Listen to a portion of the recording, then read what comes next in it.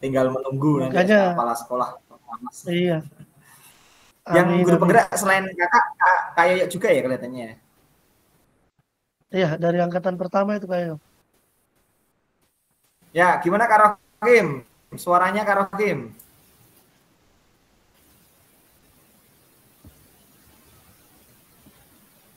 Adakah kendala Kak Rohim?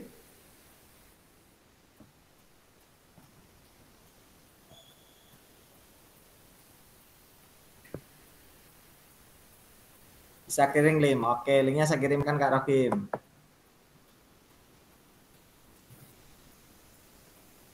Iya Kak, sama teman-teman teman-teman yang lain masih belum bisa masuk. Kirimkan. Mungkin Kakak bisa kirim linknya di grup. Boleh, boleh.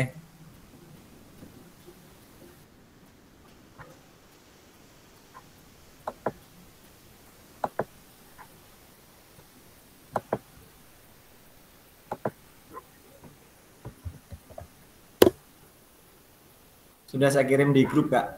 Aman. Sana baru musim penghujan, Kak Wiraya. Di sini hujan terus, Kak. Musimnya tidak ada musim sapu rata. Kadang pagi panas, nanti siang dikit sudah hujan.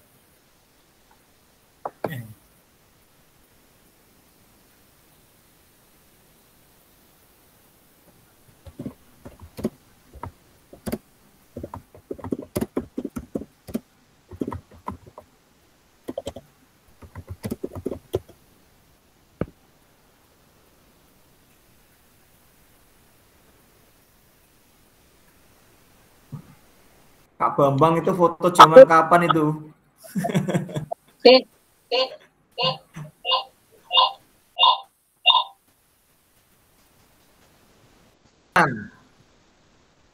Tapi kok mantul Kak Rohim ya? Oh, Kak Rohim pakai 2 device. Salah satu di off kan Kak audionya Kak Rohim. Biar gak mantul Kak Rohim. Kak Rohim dan satu dari depan, satu dari belakang. Wah, ini Kak Bambang baru di diskotik ini. Nah, kita main game ini, game. Apa ini?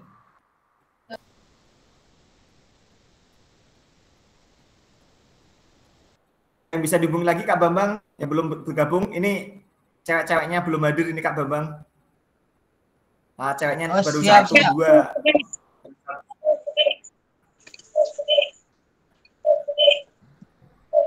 Mbak Anu tuh temannya.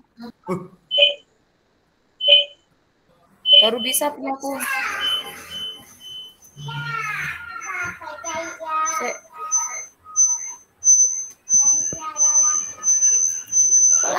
Jadi suaranya mantul apa? Pakai 2 device atau bersama dengan Kak Bambang satu tempat?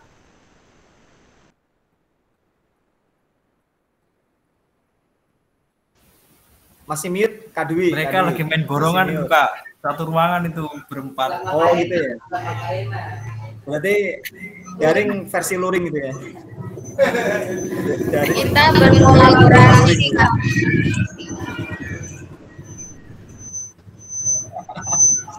Boleh. Berarti yang ngomong ada salah satu itu audionya di mute itu. Oke Kak semuanya, alhamdulillah hari ini tepat pukul 15. Di sana berarti pukul berapa ya? Pukul 14.05 ya. Sudah tepat sesuai dengan waktu yang ada. Izin saya mulai terlebih dahulu. Tapi pastikan supaya sesi kita nyaman dan hening begitu. Berkenan untuk lebih baik bagi yang masih bocor-bocor untuk di mute dulu. Ini Kak Ena masih bocor ini Kak Ena. Iya Kak. Oke, suaranya masih bocor Kak. Penuh dengan. Oke, siap. Ya, bocor Kak Ena. Atau pakai headset Kak Ena. Ini dikasih Kak Rokim ada yang mau dikonfirmasi Kak Rokim sebelum kita mulai Kak Rokim? Kasian.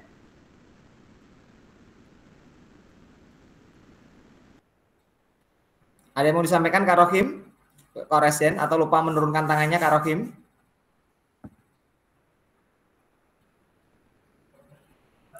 Oke, kakak semuanya, silakan kakak memberikan tanda sen seperti ini jika kakak sudah ready semua untuk mengikuti sesi kita hari ini, gitu ya. Ya, silakan. Bagi yang sudah siap bisa resen. Artinya ketika resen kakak siap ready untuk sesi kita hari ini. Ya, terima kasih yang sudah resen. Kak Dwi, Kak Rokim sudah siap, Kak Zul sudah siap, Kak Ami sudah siap. Kak Bambang apakah sudah siap? Terima kasih. Kak Ena apakah sudah siap? Kalau sudah siap bisa resen. Ya, kalau sudah terima kasih kakak semuanya. Tanpa mengurangi rasa hormat, izin memulai terlebih dahulu. Bukan maksud untuk tidak menghargai yang belum hadir, tapi berusaha menghormati yang hadir tepat waktu. Sebelumnya bismillahirrahmanirrahim. Assalamualaikum warahmatullahi wabarakatuh. Waalaikumsalam Ya, warahmatullahi wabarakatuh. Waalaikumsalam. Selamat ya kakak semuanya. Om Swastiastu, Namo Buddhaya, salam kebajikan. Kakak yang saya banggakan, alhamdulillah kita masuk pada pertemuan di modul 1.3 ya, gitu nggak terasa sudah 4 pertemuan gitu. Di modul 1.3 ini merupakan modul yang khas yang dijumpai ketika kakak-kakak mengikuti program guru penggerak. Tapi ini adalah versinya PKG PJOK begitu. Nah, di modul ini adalah modul pembelajaran PJOK yang berpusat pada peserta. Nah, konteksnya adalah di alur pemahaman.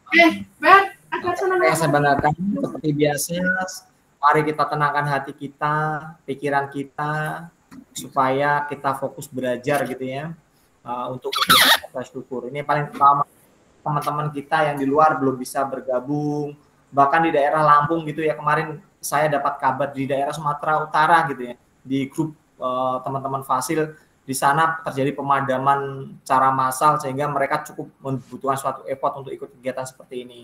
Nah, walaupun dalam kondisi hujan seperti ini, tapi alhamdulillah kakak telah bergabung. Ini yang perlu kita syukuri kakak-kakak. Semoga saja nanti ini memberikan manfaat sehingga ini akan memunculkan kebajikan bagi kita semuanya. Amin. Nah, alur kita di pendahuluan seperti kita awali dengan doa, kesiapan belajar dan ice breaking dalam bentuk brainstorming begitu. Nah, seperti biasa berkenan kakak ketua kita Kak Bambang untuk berkenan memimpin doa. Ya, silakan Kak Bambang.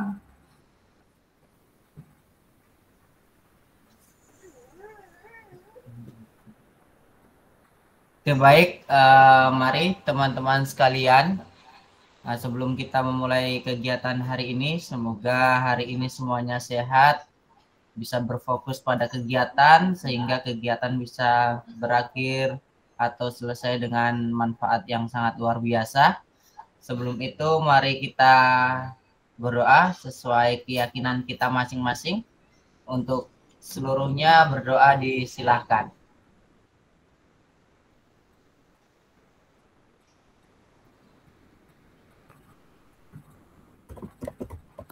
Selesai?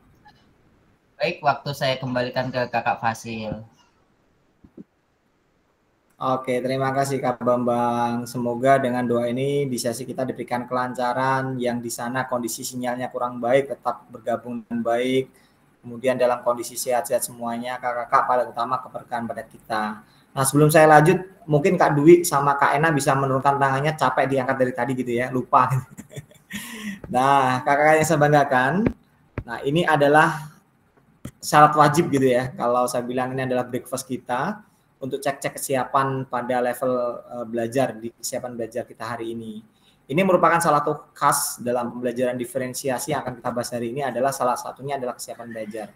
Nah, boleh dong kakak-kakak tuliskan level belajarnya di level 1 sampai 10. Saat ini posisinya boleh menuliskan 10 kalau memang sinyalnya oke, kakak dalam keadaan mindfulness gitu. Tapi kalau saat ini kakak dalam keadaan sinyal yang kurang baik, boleh dalam posisi 6, 7 bagaimana, ataukah mungkin kakak dalam kondisi yang kurang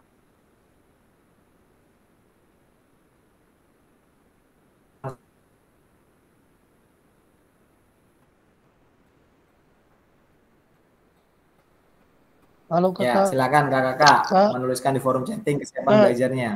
Kak ini Tampilan Ya, layarnya boleh masih dituliskan kesiapan belajar.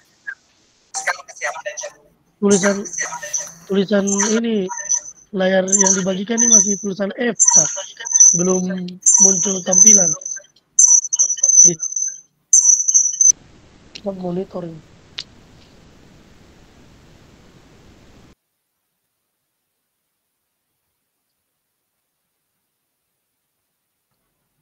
Ya, silakan kesiapan belajarnya kakak-kakak bisa ditulis di forum chatting ya, sesuai dengan kesiapan saat ini seperti apa. Nah, terima kasih.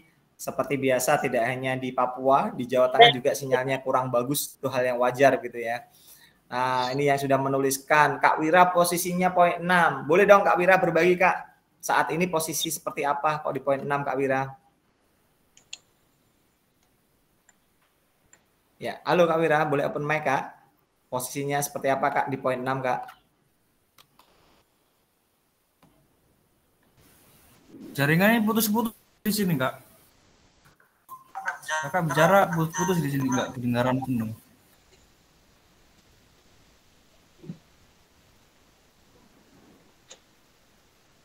Jaringan putus, Kak.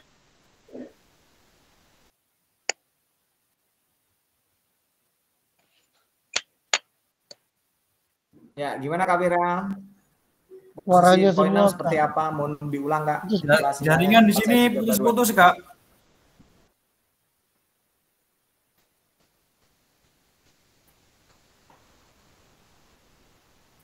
Oh, putus-putus. Oke, siap. Kira-kira kakak antara Jimit sama Zoom. Nah, terutama kakak, kalau pakai Zoom kemarin ada kendala nggak Kak Wira?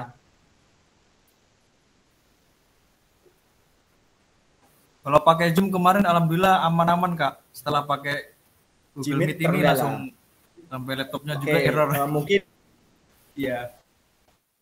besok saya akan pakai Zoom, tapi menggunakan akun yang bukan BGP, tapi akun kampus saya gitu. Kebetulan saya dapat pinjaman, nanti akan saya pakai Zoom aja ya. Ini pakai Jimit kelihatannya banyak yang teman-teman terkendala gitu. Ini untuk evaluasi kegiatan saya hari ini. Oke, terima kasih Zoom kakak. aman, Aman ya Zoom ya. Besok beralih Zoom ya. Ini sementara kita habiskan pakai ini. Nah, kakak yang saya banggakan sambil saya share, nanti saya akan mengkonfirmasi pada kegiatan kita hari ini. Kegiatan kita hari ini cukup spesial karena walaupun kita tatap layar, nanti kakak-kakak akan praktek berpasangan begitu ya, tentang kegiatan kita hari ini. Nah, untuk prakteknya nanti kakak-kakak akan berpasangan dengan teman-teman yang lain, kemudian akan memilih satu icon gerakan seperti apa. Nah, itulah yang akan membuat kakak-kakak cukup bergerak gitu ya. Selama ini hanya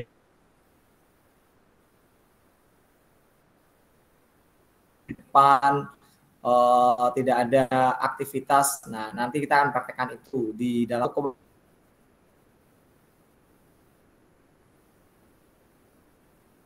waktu yang sering kita pakai gitu. Kira-kira ada yang perlu kita tambahkan ataukah sudah cukup? Selain tadi masukannya, Kak, besok pakai Zoom aja. Nah, nanti oke gitu. Kalau memang kakak sudah cukup bisa memberikan tanda jempolnya. Tapi kalau ada yang mau ditambahkan, Kak, kalau cukup boleh jempol seperti ini ya. Tapi kalau ada yang mau disampaikan boleh resen. Ya, oke. Terima kasih. Kak Aminah, ada yang mau disampaikan, Kak Aminah? Iya Kak, suaranya Ada usulan lain, putus-putus Kak Kak. Aminah? Oh, putus-putus. Suaranya Oke, coba putus-putus, nggak jelas. Iya. suaranya putus-putus ya. Coba saya akan beralih device menggunakan Zoom coba. Apakah ya masih putus-putus atau tidak ya. Tapi semoga saja aman. Semoga saja aman.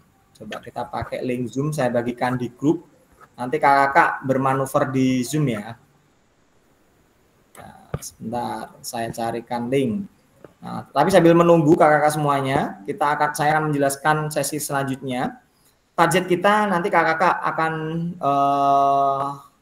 memetakan dalam akomodasi ini, nanti harapannya bisa memetakan pembelajaran PJOK bersama pada murid, kemudian akan memahami minat sesuai karakter bidang jasmani emosional dengan pembelajaran diferensiasi gitu ya, yang akan kita bahas bersama. Ada 3 alur kegiatan. Pelajaran yang pertama nanti kakak-kakak akan memainkan role play yang berpasangan dengan temannya nanti boleh kalau itu kan harus menggunakan gambar yang saling mengamati gitu ya, boleh video call ataukah menggunakan handphonenya saling telepon-teleponan menggunakan video call boleh, nanti akan mensimulasikan gitu. Kemudian aktivitas kedua akan menelaah berbagai macam karakteristik perkembangan peserta didik di berbagai usia. Setelah kita tahu usianya seperti ini, kemudian apa yang akan kita lakukan untuk belajarannya, kemudian bagaimana kita mengkondisikan dengan mendesain pembelajaran yang ada. Di pembelajaran 3 nanti kakak akan dikenalkan dengan pembelajaran diferensiasi seperti apa dan contoh-contohnya dalam pembelajaran PJOK. Nah, ini adalah alur-alur yang akan kita lalui bersama. Nah, namun kakak sebelumnya dari apa yang ada, coba kakak refleksikan bersama. Selama ini di gambar nomor 1, apakah saat kita melakukan banyak suara peluit gitu ya sebagai perintah gerak daripada suara guru, kemudian kita gunakan peluit prit gitu ya. Nah, itu kalau kita ibaratkan adalah seperti gambar gitu ya. Nah, itu lebih banyak yang berperan adalah guru. Nah, di situ ketika kita bicara model, artinya siswa hanya sebagai pelaku dan kita menggunakan komando style gitu ya. Apa yang saat pembelajaran gerakan peserta harus sesuai perintah kita. Jadi kalau seandainya kita menyuruh contohnya lompat, seakan-akan anak harus begitu lompat semuanya. Padahal kan tidak semua anak mungkin bisa melakukan lompatan sesuai yang diharapkan. Kalau kita bilang contohnya lari gitu, semuanya akan melakukan lari. Nah, itu adalah refleksi ketika gerakan komando. Nah, di dalam modul pembelajaran yang akan kita pelajari saat ini, paradigma itulah yang akan kita geser, bagaimana peran guru tidak lagi sebagai komando di depan, tapi lebih banyak memfasilitasi proses pembelajaran dalam bentuk gambar refleksi seperti ini, kakak-kakak. Di sini ada equality, ada equity. Nah, coba kakak-kakak renungkan bersama. Kira-kira kalau Bapak Ibu guru, apa yang menjadi kakak-kakak di sini semua ketika mengajar gitu? Apakah selama ini kita memberikan perlakuan yang sama gitu? Apakah itu yang disebut adil gitu ya? Ya, coba apa yang akan kakak lakukan ketika menjadi guru? Kira-kira apa perbedaan antara equality dan equity? Kalau itu dikaitkan dengan pembelajaran yang ada saat ini, Kak. Boleh, Kak, open mic ya. Ya, silakan Kak Zulwan. Iya, Kak, terima kasih. Saya tutup ini karena kalau buka kamera nanti suara putus-putus. Suaranya putus-putus kalau siap. di open. Ya, kalau menurut saya, kalau gambar sebelah kanan yang equality itu dia membagikan semua sama rata. Itu punya porsi pembagiannya tuh sama rata. Atau iya, sama rata, sama semua dia punya porsi. Contohnya macam 5 semuanya 5. Nilainya begitu. Nah, nanti kalau pada gambar sebelah kanan yang equity, tadi kan equality. Kalau equity itu dia membagikan porsinya sesuai kebutuhan. Jadi yang kecil sekali dikasih porsinya agak lebih, yang sedang dikasih dan yang tinggi itu tidak dikasih apa. Jadi dia lihat sesuai pada kebutuhan daripada penonton. Seperti itu kira-kira. Ketika itu dikaitkan dengan belajar, Kak, dengan kondisi kita saat ini. Kalau kakak menggunakan contohnya sistem komando tadi yang saya gambar gitu ya, artinya perintah satu terus semuanya sama gitu ya. Itu kita lebih berbasis pada equality atau equity, Kak? Kalau yang komando tadi itu sesuai dengan equality. Karena dia berbicara kepada semua sama. Tapi kalau yang equity ini itu menggunakan sempritan. Seperti begitu kira-kira, Kak. Oke, kalau seperti itu kita refleksikan bersama apakah saat ini kita mengajar dengan satu perintah semua anak sama. Kalau itu kita menggunakan itu berarti kita ya tetap berbasis pada equality. Mungkin menurut kita itu adil gitu ya karena perlakuannya sama. Tapi sesungguhnya justru itu adalah membuat anak tidak tercover secara akomodasi kebutuhannya, gitu Kak ya, sesuai kebutuhannya Kak, equity ya. Ya, oke. Kemudian setelah itu, kakak-kakak semuanya, Setelah kita mengetahui refleksi di awal berkenaan equity dan equality, bahwa adil itu tidak harus sama, bahwa adil adalah sesuai dengan kebutuhan, maka dari situ kakak-kakak semuanya, kita bisa melihat di sini gambar selanjutnya. Nah, berkenaan konteks dari gambar equity dan equality, ini adalah mengawali tentang pembelajaran berdiferensiasi, bahwa di dalam pembelajaran diferensiasi harus berakar pada pemenuhan kebutuhan belajar murid. Namanya pemenuhan kebutuhan belajar murid ketika dia membutuhkan lebih banyak daripada temannya, ya itulah yang perlu kita perhatikan. Kalau selama ini kita refleksikan apakah kita melakukan itu apa tidak, yang tahu kakak-kakak semuanya. Apakah ketika kita mengajar semuanya diperlakukan sama dengan kebutuhan yang kita anggap sama semuanya, tidak ada pembeda antara si A, si B, dan si C dari kebutuhan belajarnya. Nah, itu yang tahu adalah kakak-kakak sebagai bentuk refleksi semuanya. Oke, next. Kemudian kita renungkan kakak semuanya.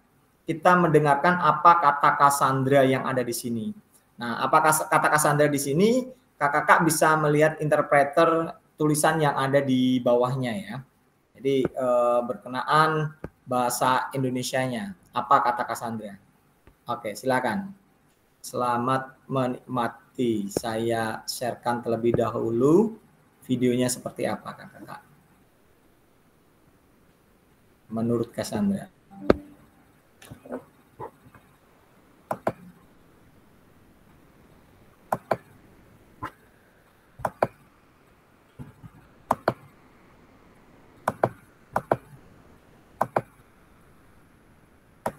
Oke. Kita lihat bagaimana Cassandra. Cassandra itu salah satu pakar PE, Physical Education, yang berada di Australia. Beliau dari Universitas Dukin yang menyikapi berkenaan program PPKG yang sedang Bapak Ibu lakukan saat ini, begitu ya. Nah, beliau memberikan sebuah catatan respon ini kakak-kakak semuanya. And we know from all the research that when students are empowered to make decisions, they thrive. And thriving means they learn more, they enjoy the lesson more, they are more willing to participate, and they're more willing to take learning and transfer it into their lives. So everything that we know about student-centered learning is really positive. We know that it's hard, and if we do know that it's different and that it can be challenging and maybe scary if it's not an approach that you're used to, but the benefits are worth it. We know that the outcome is really positive, and so hopefully today what I can do is provide opportunities for you to take that first step if it's something new or something scary for you, or places that you can look for more opportunities to invite students into the decision-making process. Oke, saya ulangi lagi, silakan dicermati berkenaan penyampaian dari Cassandra berkenaan pembelajaran yang berpusat pada peserta didik. And we know from all the research that when students are empowered to make decisions, they thrive. And thriving means they learn more, they enjoy the lesson more, they are more willing to participate, and they're more willing to take that learning and transfer it into their lives. So everything that we know about student-centered learning is really positive. We know that it's hard. You know, we do know that it's different and that it can be challenging and maybe scary if it's not an approach that you're used to, but the benefits are worth it. We know that the outcome is really positive. And so hopefully today what I can do is provide opportunities for you to take that first step if it's something new or something scary for you, or places that you can look for more opportunities to invite students into the decision-making process. Iya, cukup. Nah, dari tampilan yang tadi kakak lihat, intinya apa yang membedakan di situ adalah ada proses yang engaging gitu ya, keterlibatan di mana anak tidak hanya sekedar ikut, tapi bagaimana anak juga merasa terlibat memiliki. Nah, ketika terlibat merasa memiliki, maka anak akan merasa enjoy. Enjoy itu berarti menikmati proses tersebut. Ketika anak menikmati proses tersebut dengan enjoy, maka di situ akan memunculkan positif dalam pembelajaran. Sehingga harapannya apa yang di situ adalah keterlibatan anak dalam pengambilan keputusan. Kalau komando, kalau kita melihat spektrum menurut gaya Muska Moston gitu ya, Muska Moston itu adalah salah satu gaya mengajar di mana itu dipengaruhi dari pengambilan keputusan. Paling kanan, ya paling di sebelah kiri sini, ini adalah semua yang dipengaruhi oleh guru, yaitu komando. Semakin geser ke kanan, ini nanti ada inquiry, ada reciprocal, sampai paling kanan adalah anak-anak bisa menemukan penemuan terbimbing. Kalau menurut penyampaian dari Cassandra ini, bagaimana anak-anak pembelajaran besar pada murid adalah semakin bergeser ke kanan, anak itu akan memiliki pengambilan keputusan yang semakin mandiri. Kalau gaya komando, pengambilan keputusan yang mempengaruhi adalah guru. Guru yang menentukan, siswa melakukan, guru meminta A, anak melakukan A, guru meminta B, anak melakukan B gitu ya. Jadi si anak ini tidak diberikan kesempatan dalam pengambilan keputusan. Nah, harapannya dalam pembelajaran ini, dalam student learning center itu ya, dalam tema kita hari ini, anak diberikan quality control semakin membesar dia dalam pengambilan keputusan. Nah, dengan cara apa? Pembelajaran yang akan kita bahas saat ini kakak semuanya, yaitu student learning center ya. Nah, itu berkenaan pengantar untuk sesi kita hari ini. Kemudian kakak-kakak yang saya banggakan semuanya, selain itu, apa yang kira-kira kakak bisa tangkap dari pembelajaran diferensiasi yang pernah kakak dengar gitu ya? Kak, belajar diferensiasi menurut saya itu seperti ini loh gitu ya. Ataukah, Kak ini kelihatannya belajar diferensiasi kok nggak cocok gitu ya. Boleh dong kakak-kakak sharing sebentar berkenaan apa yang kakak ketahui tentang belajar diferensiasi yang seperti apa. Nah, silakan kakak boleh open mic sambil menunggu yang lainnya. Ya, silakan kakak. Tes. Ya, aman kakak. Silakan kakak. Ya, menurut saya pembelajaran di berdiferensiasi, saya kasih saya contoh. Saya, misalnya, memberikan kesempatan kepada peserta didik untuk membantu teman sejawat yang kurang mampu, misalnya dalam materi senam, saya tunjuk salah satu peserta didik untuk membantu teman yang tidak bisa. Itu menurut saya kakak. Terima kasih. Membantu teman yang belum bisa gitu ya. Jadi di situ ada suatu peran dari teman untuk membantu begitu ya. Kemudian di mana pemenuhan kebutuhan belajar peserta didik itu berarti siswa yang memenuhi, begitu Kak Rahman ya? Dari peran si siswa ya? Oke, boleh silakan yang tadi Resen boleh menyampaikan pendapatnya. Kak Bambang kelihatannya dari Resen ya? Ya silakan Kak Bambang. Apa yang Kakak tangkap dengan pembelajaran diferensiasi Kak? Dari contoh sederhana tadi yang ada. Ya, jadi pembelajaran berdiferensiasi adalah pembelajaran yang berfokus kepada siswa, di mana siswa itu diberikan sebuah tanggung jawab, sehingga mereka bisa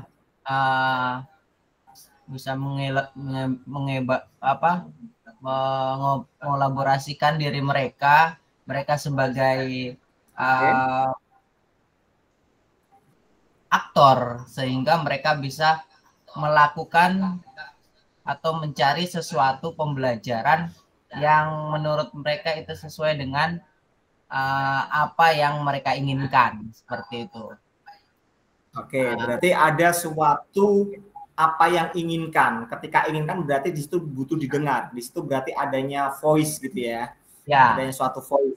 Ya, betul kayak ya. Nah, oke, sekarang apa yang Kak Bambang tadi sampaikan. Oke, Kak Zulfan, silakan Kak. Ditambahkan lagi, ini kelihatannya semakin menarik Kak. Oke, terima Boleh, kasih. Kak Zulfan?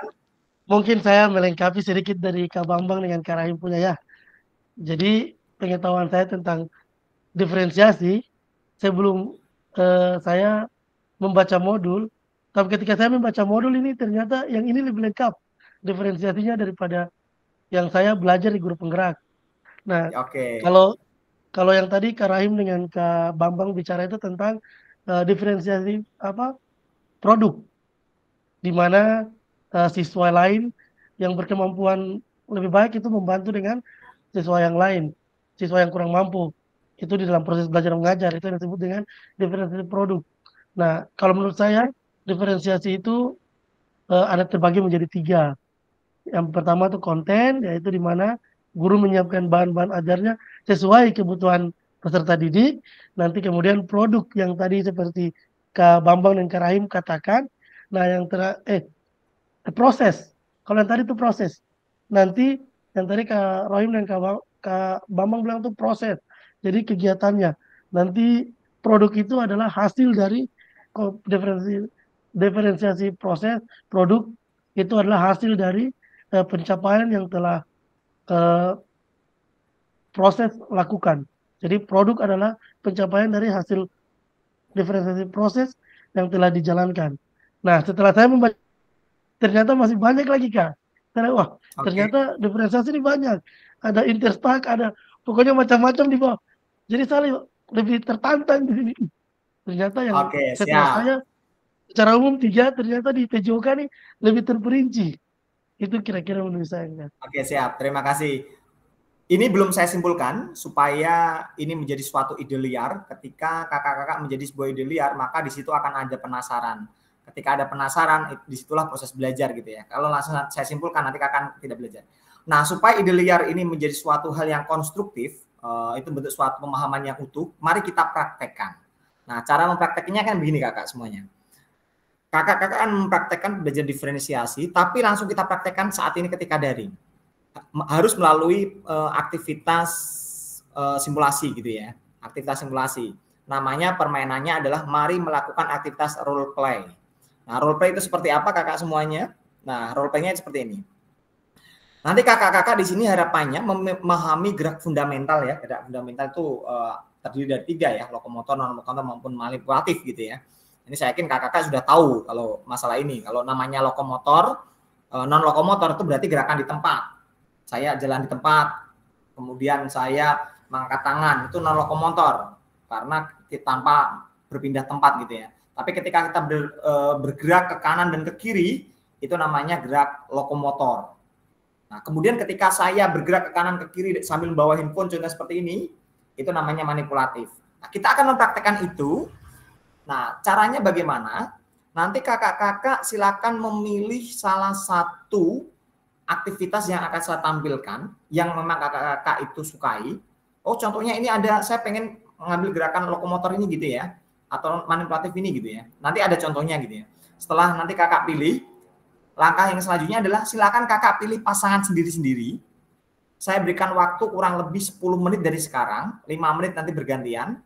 Nanti 5 menit di awal, satu orang itu melakukan aktivitas gerak fundamental itu. Yang pasangannya nanti mengamati apa yang dilakukan oleh si orang yang berpasangan itu. Contoh saya pasangan sama Kak Bambang. Nanti Kak Bambang melakukan gerakan fundamental sesuai dengan apa contohnya yang ada di situ, memilih gitu ya. Sedangkan saya akan mengamati Kak Bambang. Setelah itu gantian, Kak Bambang nanti menjadi pengamat, saya yang melakukan. Nah, namun sebelum kakak melakukan itu, kakak-kakak silakan hitung denyut nadinya terlebih dahulu. Nah, denyut nadi cara menghitungkan saya yakin kakak sudah tahu ya, bisa melalui tangan seperti ini gitu ya, bisa melalui di sini gitu, dihitung. Kita akan hitung denyut nadi normal dulu atau denyut nadi sebelum melakukan aktivitas. Hitung dalam waktu 1 menit nanti denyut nadinya berapa. Kemudian kalau sudah nanti kakak-kakak akan melakukan aktivitas, kemudian dihitung. Setelah melakukan aktivitas yang ada di gambar, nanti dihitung berapa denyut nadinya. Kalau sudah, tugasnya dari pengamat itu adalah mencatat kira-kira apa yang menjadi umpan balik dari pasangannya tadi. Nah, seperti itu. Nah, ini kakak-kakak. Nah, itu menggunakan role play. Role play itu berarti mempraktekkan simulasi yang ada di gambar dengan cara self maupun peer assessment. Penilaian diri sendiri atau penilaian antar teman. Nah, ini petunjuk geraknya kakak semuanya. Nah, akan saya bagi berpasangan sesuai dengan jumlahnya. Kalau di sini ada 9, berarti nanti ada yang 2, ada yang 2 orang diawasi 1 orang, ada yang 1 lawan 1 gitu ya. Bagi yang saat ini bersama-sama dengan dalam keadaan daring, tapi versi luring, boleh gabungan seperti itu. Nah, ini kakak.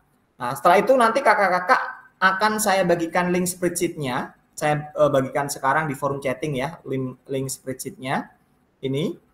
Nah, kalau sudah, silakan nanti kakak-kakak saya bukakan link spreadsheet-nya adalah seperti ini.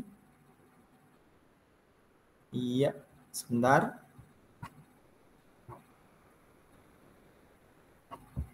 Kemudian kakak-kakak nanti tuliskan sesuai denyut nadi yang ada pada link spreadsheet-nya. Nah, link spreadsheet-nya nanti seperti ini, Kak. Denyut nadi awalnya berapa, kemudian denyut akhirnya seperti apa. Gerakannya nanti milih gerakan nomor 1, 2, atau nomor 3, dan seterusnya. Sesuai dengan yang kakak pilih. Nah, gerakannya seperti ini, Kak. Nanti ada gerakan kombinasi membungkuk, ada jumping, ada lari di tempat, ada gerakan silang, loncat di tempat, bebas. Kakak-kakak pilih yang mana, terserah mana yang kakak-kakak sukai. Nah, gerakannya bisa dilihat pada gambar yang tampil di layar gitu ya. Saya perbesar. Nah, seperti ini nanti gerakannya. Bebas, kakak pilih yang mana. Apakah sudah tampil di gambar, Kak? Gerakannya, Kak? Halo, halo? Sudah, tampil, Kak. ya? Sudah. Nah, Sudah. silakan kakak-kakak di antara 1 sampai 5, kakak memilih gerakan yang nomor berapa. Setiap orang berbeda, ya. Terus nanti kakak lakukan gerakan tersebut menggunakan hitungan 2 kali 8. Intensitasnya moderate, relax gitu ya. 2 kali 8. Tuh 2, 3, 4, 5, 6, 7, 8. Lagi tuh 2, 3, 4, 5, 6, 7, 8. Kalau jalan atas betul. Kalau sudah melakukan, kemudian hitung denyut nadinya. Nah, setelah hitung denyut nadi, kira-kira nanti kita akan lakukan observasi berpasangan untuk mengisi umpan balik apa. Kita akan memberikan umpan balik. Oh, contohnya Kak Bambang tadi saat melakukan sampai berdarah-darah gitu ya. Atau Kak Bambang saat melakukan sambil rebahan gitu ya. Nah, itu yang memberikan umpan balik adalah pasangannya. Sehingga denyut nadinya tidak mengalami peningkatan. Malah justru standar gitu ya. Jadi nanti dari situ kita akan memberikan 3 umpan balik ini. Bagaimana cara kita melihat apakah latihan dilakukan sudah benar? Jadi nanti pasangannya memberikan umpan balik ini. Kemudian yang kedua, adakah efek yang dirasakan latihan setelah dilakukan 2 kali 8 tadi? Oh, ternyata nggak ada efek kok, biasa saja gitu. Kemudian efek tersebut mengindikasi apa? Oh, karena tadi waktu latihan saya biasa saja, nggak ada indikasinya. Berbeda kalau tadi saya Pak Bambang berdarah-darah gitu, karena tahu bersemangat.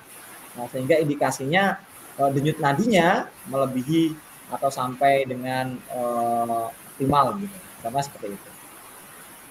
Nah, kemudian nanti kakak ketika memberikan umpan balik, apa yang mempengaruhi denyut nadi sebelum dan setelah latihan?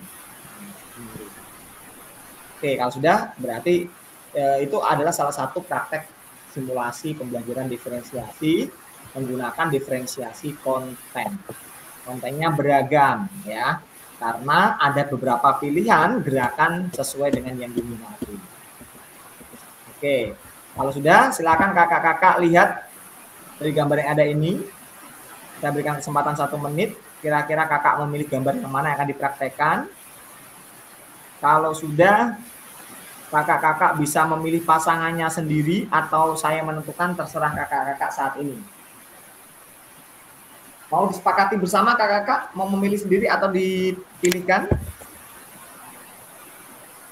pasangannya? Halo, halo, halo. Pilih sendiri aja, Kak.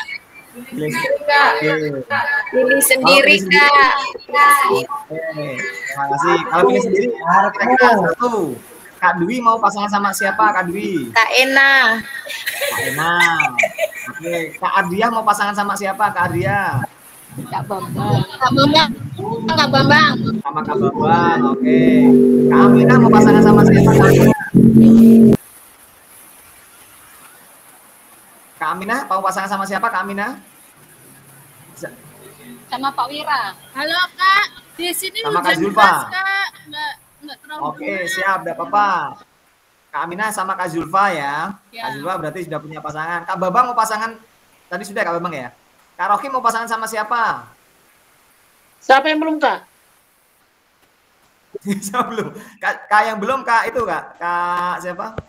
Kak Wira, Kak Wira. Kak Wira. Oke. Siap ya? Nah, sekarang splitnya saya bagikan di kode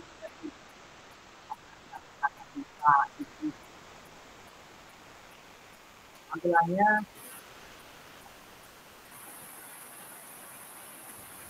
Suaranya bisa diulang kakak? Tadi suaranya nggak dengar. Oke. Kakak-kakak, saya sudah membagikan spreadsheet di forum chatting. Silakan kakak-kakak buka. Kemudian sesuai pasangan, saya berikan waktu kurang lebih 5 menit ya. Gantian begitu. Hitungannya 2 kali 8, memilih salah satu gerakan yang kakak-kakak sukai. Boleh milih gerakan 1, milih gerakan 5, dan seterusnya bebas. Satu orang melakukan, boleh dengan cara V-call gitu ya. Contohnya Kak Dwi tadi sama Kak Ena, V-call-V-callan.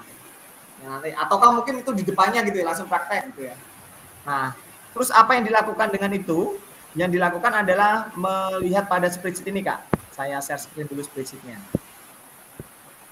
Oke. Iya. Sudah tampak Kak spreadsheetnya Kak? Halo, sudah tampak Kak?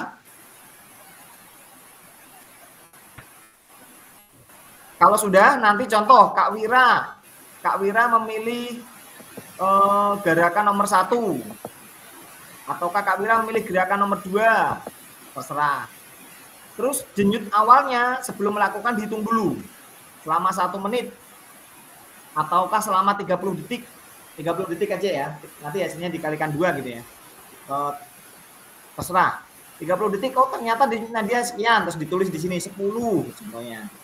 Atau 20. Terus nanti ketika melakukan selesai, dihitung lagi denyut nadinya. Setelah melakukan gerakan yang dipilih, denyut nadinya dihitung contohnya, oh 50 gitu ya. Kalau sudah, Kak Wira nanti pasangannya Kak Bambang, nanti Kak Bambang memberikan umpan balik di sini. Umpan baliknya sesuai dengan tadi yang saya tampilkan di slide. Oke, apakah bisa dipahami kakak-kakak semuanya? Kalau ada yang mau ditanyakan? Untuk gerakannya sudah tahu atau saya tampilkan ulang? Tampilkan ulang. Tampilkan ulang. Tampilkan ulang ya. Oke, ini gerakannya Kak. Ini kita tidak bisa mengedit kakak. Hah? Masa tidak bisa? Di open dulu ya spreadsheet-nya ya.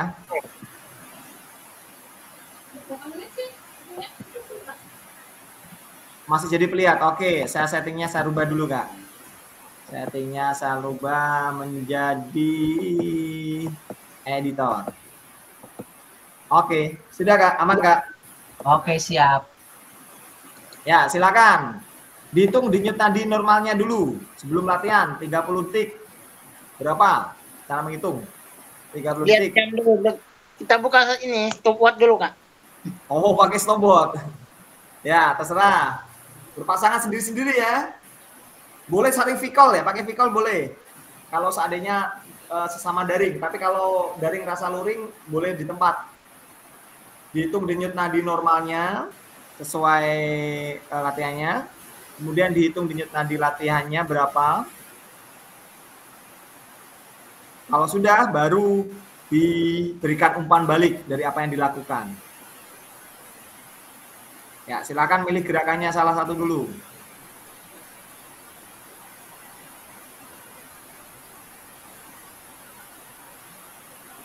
Langsung praktekkan ya, eksekusi.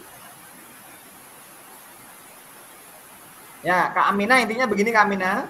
Kak Aminah berpasangan sama pasangannya. Yang satu melakukan, apa yang dilakukan adalah memilih salah satu yang ada di sini. Ya, contohnya milih gerakan nomor 1, milih gerakan 2 gitu ya. Terus yang satu mengamati. Ketika mengamati menggunakan apa? Menggunakan lembar checklist yang saya bagikan di forum chatting. Nah, di situ berisi sebelum melakukan dihitung denyut nadi normalnya dulu. Setelah itu melakukan 2 kali 8 hitungan, baru dihitung denyut nadi latihannya. Setelah dihitung denyut nadi latihan, kemudian kita berikan umpan balik. Nah, umpan Denyut baliknya nadi- apa saja? Denyut nadi sebelum latihan, Kak mau tanya dulu. Ya, Denyut gimana, nadi Kak? sebelum latihan nih, dari sebelum latihan tuh berapa detik? 10 detik kah? 30 detik? Seharusnya kalau kita akan mengukur itu 1 menit ya. Kalau 1 menit itu membutuhkan waktu lama, kita singkat 30 detik aja enggak apa-apa. Kalau 30 detik berarti nanti hasilnya dikalikan 2 Kak. Supaya untuk jadi 1 menit gitu ya. Iya, soalnya saya pakai timer Ya, juga kalau Kak. sebelum latihan 30 detik, berarti nanti setelah latihan juga 30 detik. Sama-sama. Oke, siap. Langsung eksekusi praktek. Gantian.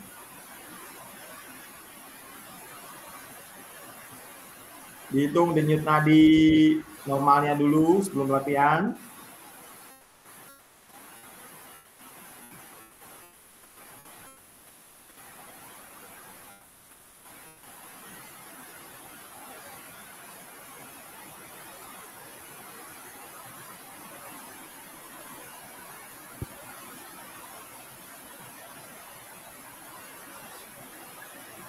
Kok saya tidak bisa isi Kak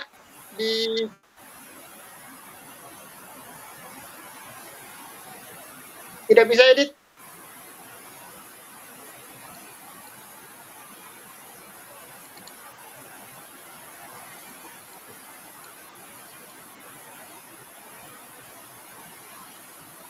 Kak, tidak bisa edit. Sudah saya edit Kak, sudah saya kirim ulang di forum chatting Kak. Harusnya bisa Kak. Settingannya sudah editor Kak.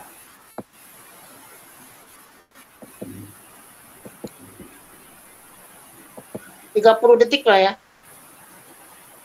Ya, 30 detik sebelum dan sudah.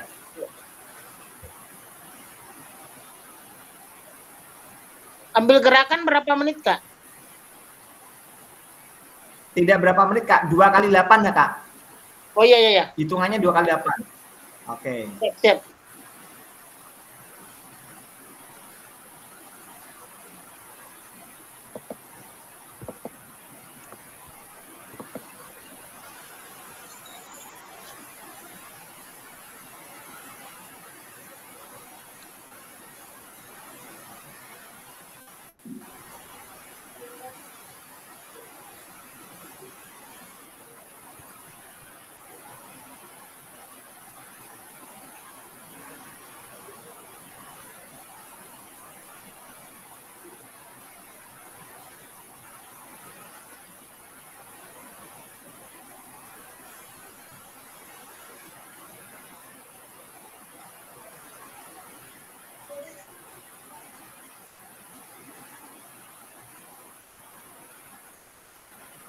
Oke, 5 menit lagi, pastikan sudah selesai.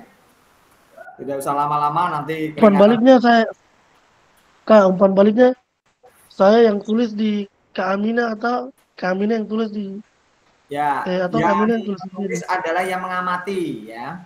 Contoh yang melakukan adalah Kak Wira, berarti namanya Kak Wira, denyut nadinya berapa, terus umpan baliknya yang isi adalah pasangannya. Gitu ya. Kak, jadi contohnya kalau saya dapat sebelum melakukan 32 berarti dikali 2, 62. Ditaruh di awal. Ditaruh betul. di awal kan? Terus nanti setelah itu Kakak melakukan pilih gerakan salah satu gitu ya. Sudah. Kalau sudah terus dihitung nadi latihannya berapa? Sama. Iya, tadi setelah melakukan 46 kan berarti kali 2 lagi kan? Oke, betul.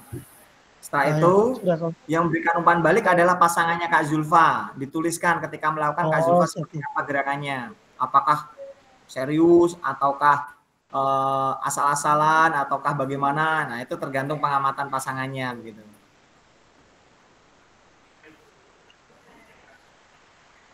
Mana Kak apa? Ini jaringan kurang bagus kapan nih? Kak. Makanya Kak Anissa.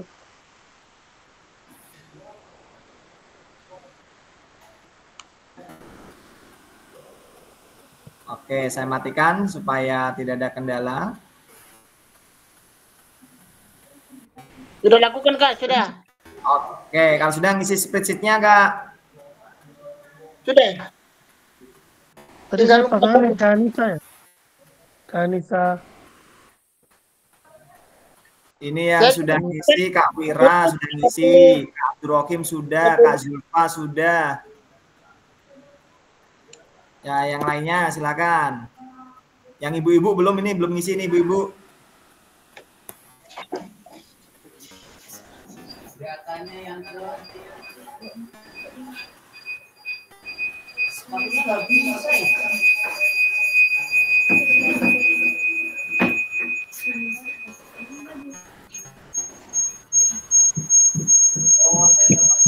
jadi kakak ini? 50, Mbak. 50. Terus beda atau aktivitas ini beda itu. Itu aja. Ya, kita kerjakannya di mana nih? Di spreadsheet, Kak.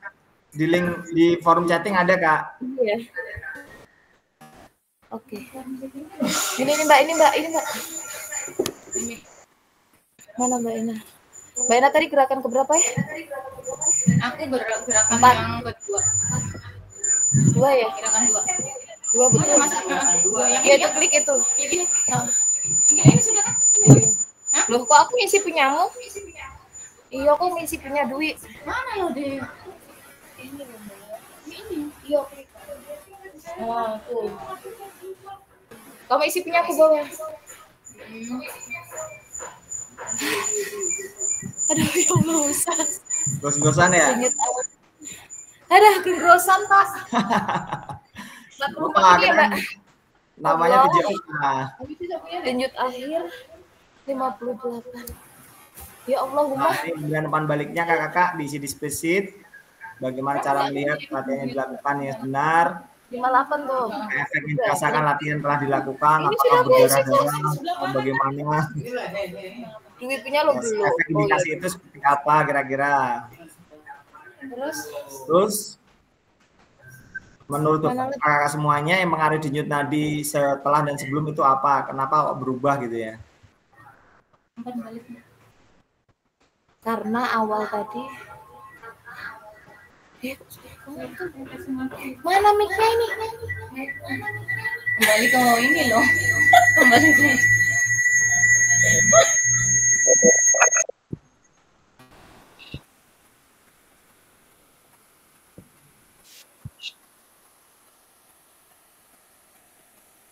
Kita lihat Tadi sepasangan sama Kak ini ya, Kak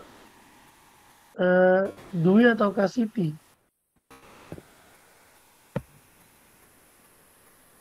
siapa tadi pasangannya? Yuk. Tadi Kak Aminah itu Kak Zulfan. Ya Mina, soalnya dia ini tidak ada respon tadi saya panggil-panggil, ini jaringan ke apa? Mungkin jaringan apa itu kayaknya. Oh ya udah enggak apa-apa. Oke kakak semuanya. Intinya begini. Ya, intinya ini hanya sampel saja. Yang penting kakak tahu aktivitas seperti apa. Ketika nanti kakak membawakan modul ini punya gambarannya seperti apa, gitu ya. Nah, sesuai yang ada di gambar ini kakak semuanya. Nah, kira-kira dari apa yang kakak lakukan, oke, anggap saja aktivitasnya sudah selesai semua ya. Dan kakak Sudah melakukan tadi, ini loh. terima kasih. Karena nyamuk ini balik. Karena ketika sebelum melakukan aktivitas gerakan, Oke kakak ya, mohon izin di skip dulu, di unmute dulu semuanya. Nah, kita masuk ke refleksi kegiatan ini kakak. Yang kakak lakukan tadi, terima kasih sudah melakukan semuanya. Nah, kemudian sudah menuliskan lembar kerjanya seperti itu. Ini bisa kita lakukan kepada peserta didik kita kakak-kakak. Ya. Nah, kemudian di mana letak pembelajaran diferensiasinya kira-kira?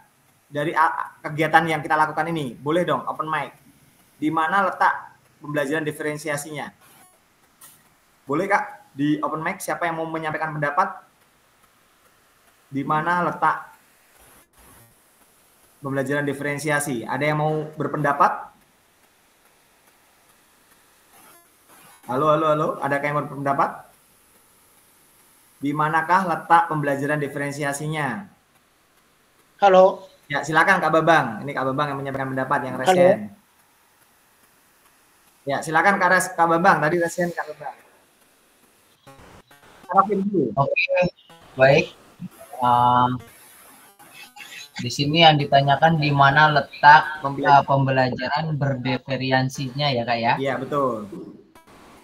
Jadi pembelajaran diferensiasinya adalah di mana peserta didik dapat mempraktekkan dan dapat mengamati teman yang mempraktekkan, sehingga pembelajaran itu saling berfokus kepada kedua peserta ini, yang satu menjadi aktor dan yang satu menjadi pengamat. Seperti itu Kak. Oke, berarti letak diferensiasi berada pada aktor, pelaku, dan pengamatnya ya. Oke, ya, itu Kak Bambang. Siap. Kita simpan itu. Oke, siapa lagi? Kak Rokim tadi sempat resen. Setelah itu baru Kak Zulfa. Silakan Kak Rokim. Ya Kak. Di mana letak diferensiasinya Kak Rokim? Menurut saya letak diferensiasinya itu peserta didik, ya contohnya kan diberikan beberapa gambaran yang bisa dipilih untuk melakukan gerakan. Jadi tidak satu fokus saja. Adanya pilihan anak untuk memilih atau kakak untuk memilih gerakan gitu ya? Ya. Sesuai yang diminati gitu. Oke, siap. Terima kasih. Kak Zulfa tadi sempat resen Kak, ada yang mau disampaikan Kak? Di mana letak diferensiasinya Kak Zulfa? Iya, kalau menurut saya agak hampir-hampir sama dengan Kak Abdul Rahim. Jadi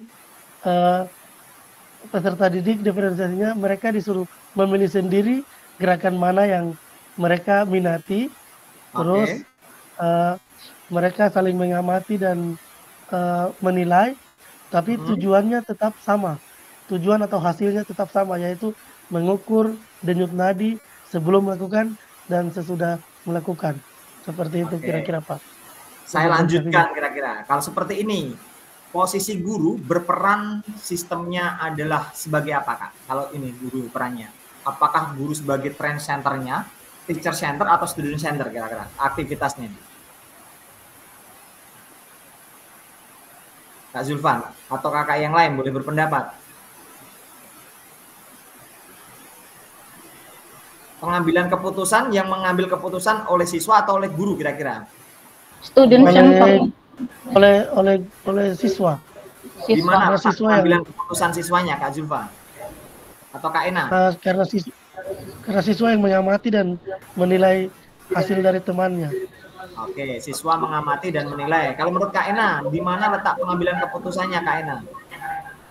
Pengambilan keputusan dari tadi Pak, Kak, pemilihan gerakan tadi. Oke, iya, betul sekali kakak semuanya. Ini hanya pemantik saja. Nanti kita akan kuatkan melalui praktek-praktek yang lain. 1. Di mana letak pembelajaran diferensiasinya? Yang pertama, diferensiasi ada 3 macam: diferensiasi konten, proses maupun produk. Saya hanya mengutip satu saja, yaitu diferensiasi kontennya dulu. Kontennya beragam.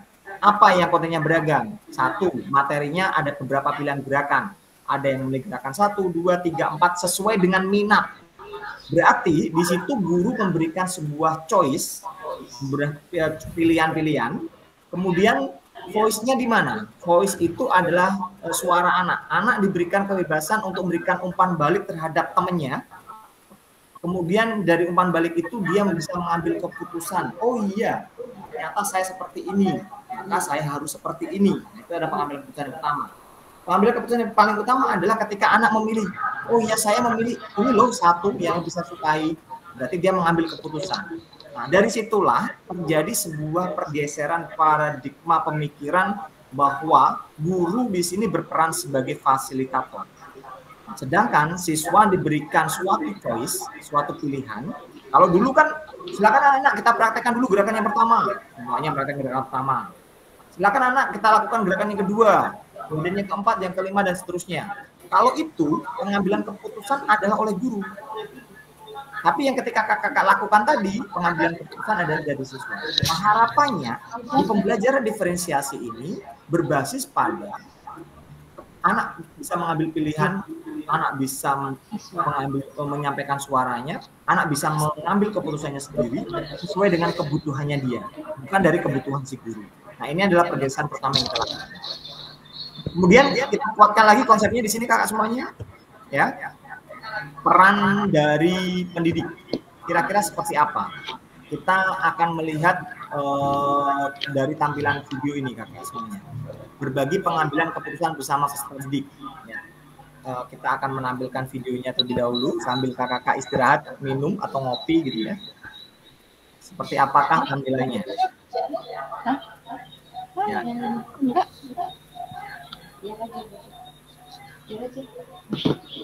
Ini kita suruh Ini kita nonton video ya setelah ini ya.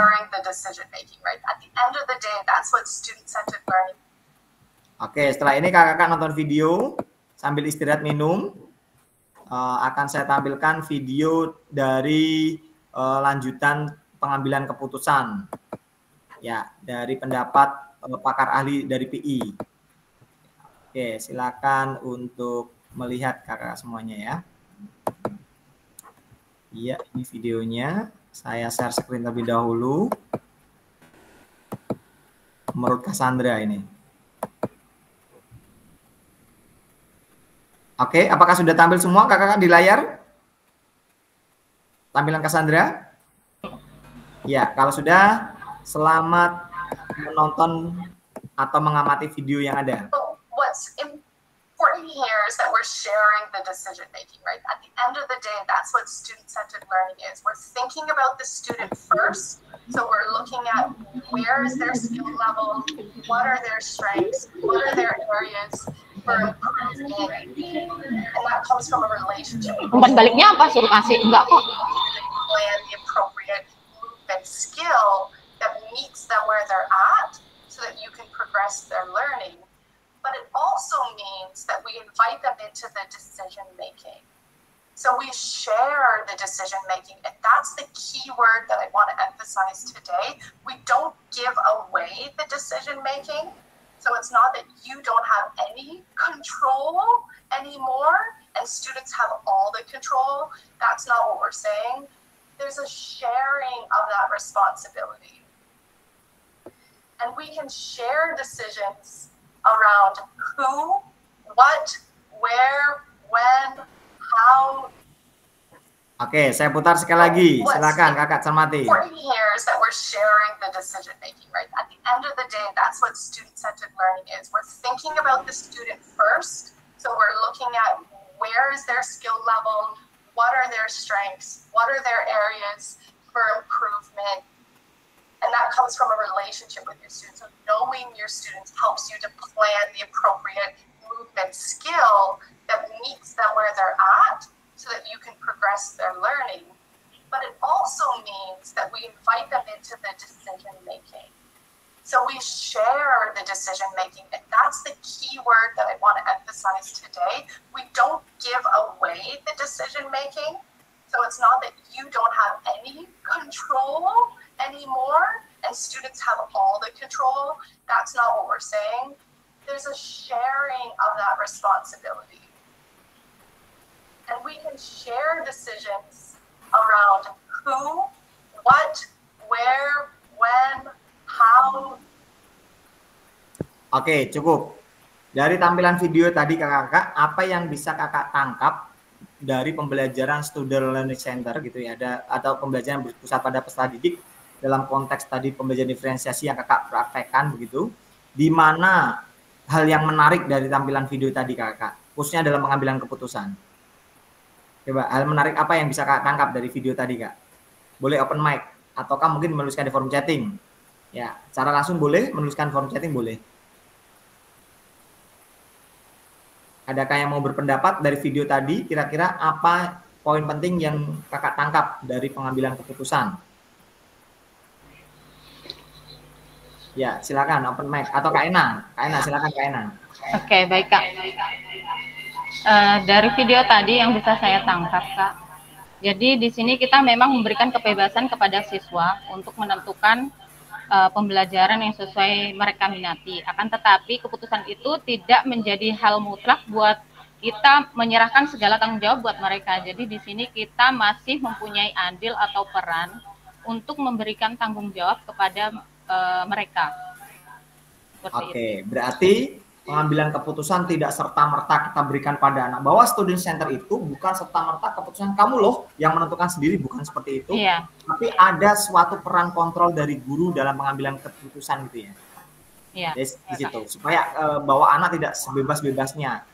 Itu konteks yang perlu kita garis bawahi. Oke, terima kasih atas pendapat Kak Ena ya. Oke, konsep itu sudah betul yang disampaikan oleh Kak Ena. Nah, maka kita kuatkan lagi dengan penguatan materi selanjutnya. Ya, saya akan bagi share screen lagi kakak semuanya. Nah, disinilah kakak semuanya, peran guru dan peran siswa di dalam pelajaran SCL itu. Guru bertindak sebagai fasilitator. Artinya kalau kita menggunakan sistem komando, bukan lagi kita sebagai fasilitator. Berarti di situ guru sebagai pemegang pengambil keputusan. Nah, harapannya mulai dari sini kita bisa menjadi fasilitator. Memfasilitasi apa? Memfasilitasi anak dalam melakukan aktivitas. Sehingga peran kontrol dalam pengambilan keputusan sedikit demi sedikit itu mulai bergeser, diberikan kepercayaan pada siswa. Tapi bukan sepenuhnya siswa mengambil keputusan, tapi di situ ada peran quality control dari guru dalam pengambilan keputusan. Itu perannya, guru sebagai kontrol. Kemudian peran peserta didik sebagai apa? Aktif dalam pengambilan dalam proses pembelajaran, memberikan gagasan, saran maupun kritik. Berarti di situ ada suatu choice-nya, ada suatu voice-nya, suatu gagasan yang harus kita dengar, dan seterusnya. Kemudian peran guru adalah mengkaji kompetensi mata pelajaran yang harus dikuasai murid. Kemudian siswa berpartisipasi merumuskan, mengembangkan, memproseskan proses materi pelajaran. Artinya begini kakak, saya biasanya tiap tahun pelajaran, saya selalu menyampaikan kepada anak-anak, dalam 1 tahun ini kita akan mempelajari materi ini loh, ada materi sepak bola, ada materi ini, materi ini, materi ini. Itu saya sampaikan. Kemudian kita sampaikan kepada anak-anak. Maka kita memberikan suatu pilihan, oke Pak, kelihatannya ini musim Piala Dunia deh gitu. Terus kita saat ini sedang sangat bergairah untuk belajar sepak bola. Kalau bagaimana Pak kalau kita seadanya belajar sepak bola saja untuk di pertemuan pertama? Oke, berarti di situ kita akan mengkaji dengan anak. Ada keterlibatan anak dalam penentuan materi. Anak akan merancang. Dengan adanya pilihan atau adanya choice gitu ya, kemudian voice mereka akan terfasilitasi, suara mereka terfasilitasi, maka akan muncul owner itu kepemilikan. Itu harapannya yang kita terapkan kepada anak itu seperti itu kakak semuanya. Mulai dari perencanaan pembelajaran ada keterlibatan dengan anak, mulai dalam pelaksanaan ada keterlibatan dengan anak, mulai dari penilaian ada keterlibatan dari anak. Penilaian seperti apa? Ya seperti tadi, peer assessment, penilaian antar teman, atau self assessment, penilaian diri sendiri. Nah, dengan adanya itu, maka choice, voice, and owner akan muncul di dalam pembelajaran yang berbasis pada siswa. Itulah yang harus kita tanamkan kakak-kakak. Tidak serta-merta guru adalah sutradara, siswa sebagai aktornya. Jadi di situ siswa diajak juga sebagai sutradara dalam merencanakan pembelajaran. Siswa diajak melaksanakan pembelajaran dan siswa diajak mengevaluasi pembelajaran. Nah, itulah yang diharapkan di dalam pembelajaran SCL, Kak. Student Center Learning. Nah, itu PJOK harus punya khas itu. CVO-nya, Choice, Voice, and Owner-nya harus muncul. Nah, peran guru juga membantu murid mengakses informasi, siswa membuat rencana pembelajaran, guru mengidentifikasi, menentukan pola penilaian, siswa di situ ikut belajar secara aktif, berkelompok, membaca dan seterusnya sampai dengan mengevaluasi. Nah, ketika peran ini kita jalankan, bisa sesungguhnya guru PJOK itu sangat memberikan khas tersendiri. Ya, jangan sampai guru PJOK punya sebuah stigma bahwa guru PJOK ya komando, peran penuh oleh guru, siswa harus mengikuti. Nah, gradasi pemikiran itu yang harus kita rubah sedikit demi sedikit. Pengambilan keputusan dari anak mulai digeserkan. Nah, dari sini bahwa guru akan berperan sebagai fasilitator dalam proses belajar. Nah, dalam hari ini guru mendorong perkembangan peserta didik karena guru bukan sumber satu-satunya sumber belajar. Guru akan lebih ringan karena sumber belajar itu bisa dari mana saja, bisa dari teman sejawatnya dia, bisa dari dirinya sendiri, bisa dari lingkungan sekitar. Kalau kita menjadikan teacher center gitu ya, berarti kita menggunakan sistem komando sepenuhnya, maka kita akan lelah dengan peran kita. Nah, berikan kebebasan anak, bukan bebas yang sebebas-bebasnya, tapi bebas yang bertanggung jawab dengan peran quality control kita sebagai fasilitator. Itu yang diharapkan Kakak semua. Nah, kemudian jenisnya SCL itu jenisnya apa saja Kak semuanya? Ini yang PJOK yang tidak dimiliki oleh pelajaran lain, ini adalah khas kita Kak. Di dalam pembelajaran PJOK itu jenis student SCL itu ada seperti ini Kak semuanya. Nah, apa saja ini Kakak semuanya? Yang pertama adalah small group discussion. Small group discussion ini adalah contohnya apa? Contoh belajarnya small group discussion ini Kakak semuanya. Satu, ciri khasnya adalah ketika, maaf saya ulang share screen-nya ya. Small group discussion ini, small itu kan kecil, group discussion. Berarti kakak membagi berapa kelompok kecil gitu ya. Ketika dibagi kelompok kecil, mereka memperdebatkan suatu konsep pembelajaran. Contoh, silakan anak-anak kalian cari bagaimana posisi lari jarak pendek yang tepat posisinya. Apakah itu badannya, ataukah ayunan tangannya, ataukah seperti apa. Nanti mereka akan berkelompok. Terus, wah kelompok saya setelah mendasarkan sebuah buku, sebuah kajian dan seterusnya, badan yang betul adalah condong karena ini. Oh enggak, kalau kelompok saya itu punya argumen sendiri gini. Nah, ini namanya small group discussion. Jadi mereka mengkaji sebuah hal yang harus diperdebatkan. Ketika mereka sudah tahu, akhirnya mereka mempraktekkan. Itu namanya small group discussion. Kemudian yang kedua, role play simulation. Role play simulation itu seperti tadi kakak, yang kakak tadi lakukan. Role play, berarti di situ ada aturan, rule, ada yang dimainkan dalam bentuk simbol-simbol. Contohnya gambar pertama, jalan di tempat. Gambar kedua, push up. Jalan ketiga, apa-apa. Mereka diberikan pilihan bebas, kemudian mereka mensimulasikan dan dinilai menggunakan self-assessment atau assessment. Itu namanya role play. Seperti yang tadi kakak simulasikan, ya, itu role play. Kemudian discovery learning. Discovery learning itu artinya ada discover, ada inquiry, ada penemuan. Anak-anak berusaha menemukan sebuah konsep. Contohnya bagaimana sih ketika kita melakukan servis supaya bisa lurus. Nah, anak-anak berusaha mencari konsepnya itu dengan cara apa? Mencoba berkali-kali, kemudian membandingkan antara sintesa dan pengalaman yang ada.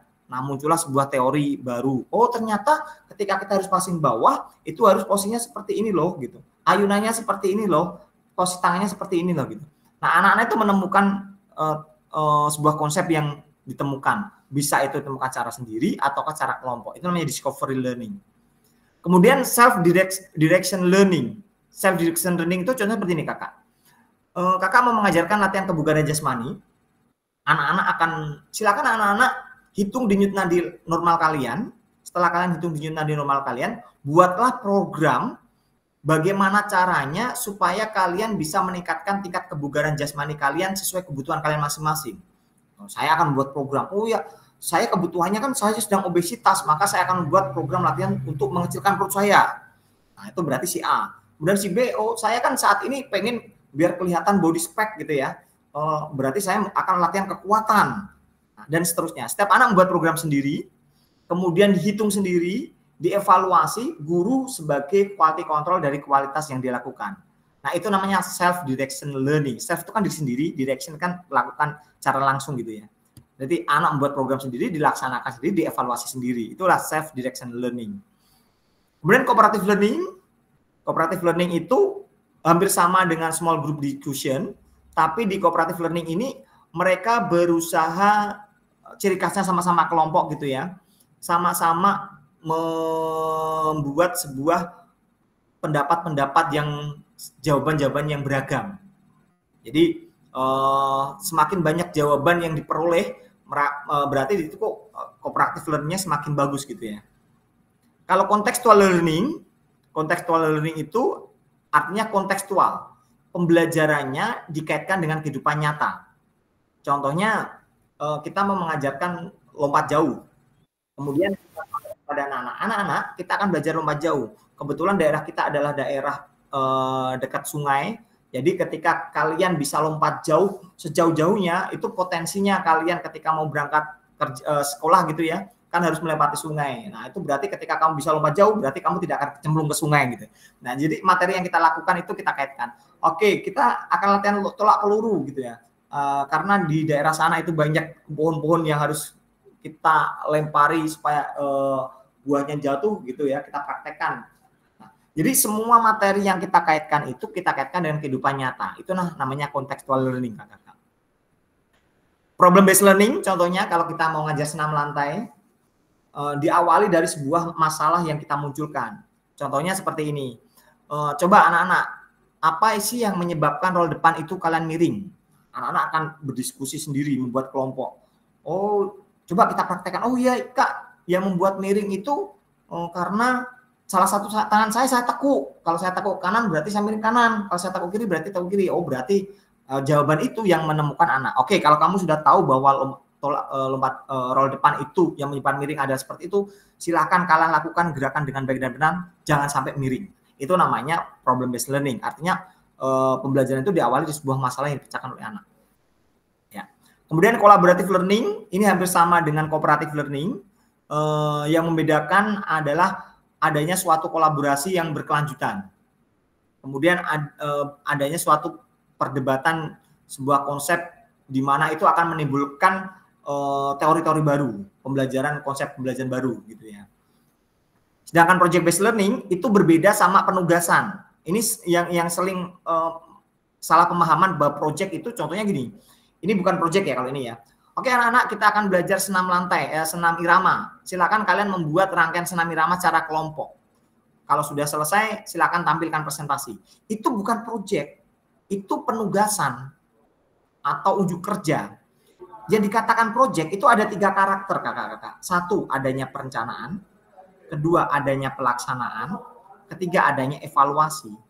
Itu project. Kalau kita mau mengajarkan project, contohnya apa? Contoh kita mau anak-anak sama-sama membuat rancangan senam aerobik gitu atau senam irama gitu ya. 1, membuat perencanaan dulu. Secara kelompok mereka merencanakan di kertas ataukah di paper ataukah menggunakan aplikasi ataukah menggunakan catatan itu. Gerakan pertama adalah ini. Mereka akan tulis dulu di perencanaan. Oh, setelah ini gerakannya adalah ini. Kemudian membutuhkan ini. Nah, itu perencanaannya. Ketika sudah ada perencanaan, mereka akan laksanakan. Ketika setelah mereka melaksanakan, mereka akan mengevaluasi dari apa yang dia lakukan. Itulah project. Tapi selama ini kita dibutakan bahwa proyek adalah suatu karya yang hasilkan oleh siswa dari suatu penugasan. Itu bukan proyek, itu namanya unjuk kerja. Ya, bedakan ya antara proyek sama unjuk kerja. Kalau unjuk kerja ya mereka langsung praktek merancang, mereka langsung praktek dari apa menciptakan, itu unjuk kerja. Tapi ketika proyek berarti ada perencanaan, ada pelaksanaan, ada evaluasi. Itulah proyek. Nah, ini adalah jenis-jenis pembelajaran yang SCL, Student Centered Learning. Karena di situ anak bisa mengembangkan, mengambil keputusannya tidak dipengaruhi sepenuhnya oleh guru. Guru di situ basicnya adalah sebagai fasilitator. Nah, itulah kakak semuanya. Kemudian next, kita sambung lagi tentang aktivitas yang kedua, karakteristik pengembangan peserta didik kakak semuanya. Kalau kita mengajar ada TK, SD, SMP, SMA, mereka memiliki karakter yang otomatis setiap jenjang itu memiliki karakter yang berbeda. Nah, di sini ada beberapa karakter kakak di usia 0 sampai 2 tahun, 3 sampai 4 tahun, 5 sampai 6 tahun itu adalah karakter anak-anak PAUD gitu ya. Ketika 6 sampai 12 itu anak-anak SD, kemudian 12 sampai 18 anak SMP SMA. Setelah kita tahu karakter ini, sebagai guru kita harus bisa memilih dan memilah.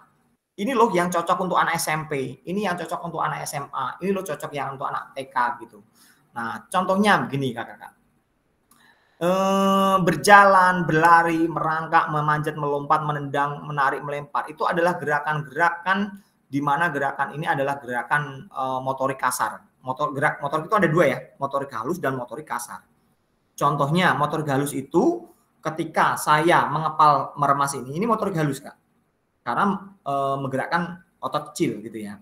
Ketika saya membutuhkan otot besar, saya melompat, lari, otot besar gitu ya, itu motorik kasar. Seperti lari di tempat, lompat, dan seterusnya. Selama menggunakan otot kecil, meremas, menunjuk, itu namanya motor halus.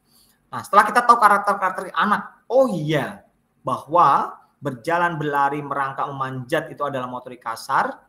Kemudian anak-anak pada usia ini memulai mengembangkan rasa mereka tersendiri untuk memahami perasaan orang lain. Itu maksudnya kira-kira nanti aspeknya apa? Kan di dalam modul sudah ada pembagian 4 aspek ya. Ada aspek jasmani, yang hubungannya tentang gerak, ada sosial, hubungannya antara kemampuan anak berkomunikasi dengan orang lain, itu sosial, emosional, kemampuan si anak mengelola emosinya, mental, kemampuan anak dalam pengambilan keputusan ataukah dalam melakukan suatu hal hubungannya dengan perkembangan maupun pertumbuhan gitu ya. Kita harus bisa membedakan itu. Kalau kita sudah mengetahui, oh iya, anak-anak yang mengalami pertumbuhan perkembangan kan beda. Ada pertumbuhan, ada perkembangan. Kalau pertumbuhan itu hubungannya dengan physically, kalau perkembangan itu hubungannya dengan mental.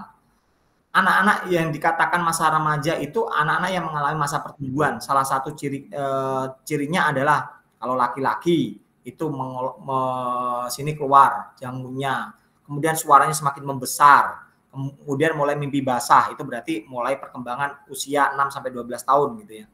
Kemudian kalau perempuan suaranya semakin lembut, kemudian perempuan mulai tumbuh payudara, kemudian mulai mengalami mengalami menstruasi. Itu merupakan masa-masa pertumbuhan yang dialami usia di antara 6-12 tahun. Itu pertumbuhan. Kemudian cara perkembangan anak-anak itu mulai mencari jati dirinya. Kemudian ketika usia 6-12 tahun mencari jati dirinya, usia 12 tahun sampai 18 tahun dia mulai pengen diakui posisinya. Ini loh saya gitu. Itu berarti di usia 12 sampai 18 tahun. Jadi setelah dia mencari jati diri, kemudian dia ingin diakui posisi dirinya, itu berarti secara mentalnya. Nah, kita cocokkan kakak semuanya, karakternya. Karakternya itu apa saja? Berarti kalau berjalan itu adalah hubungannya dengan aspek jasmani gitu ya. Kemudian kalau anak-anak mengembangkan rasa untuk memahami perasaan, berarti itu sosial.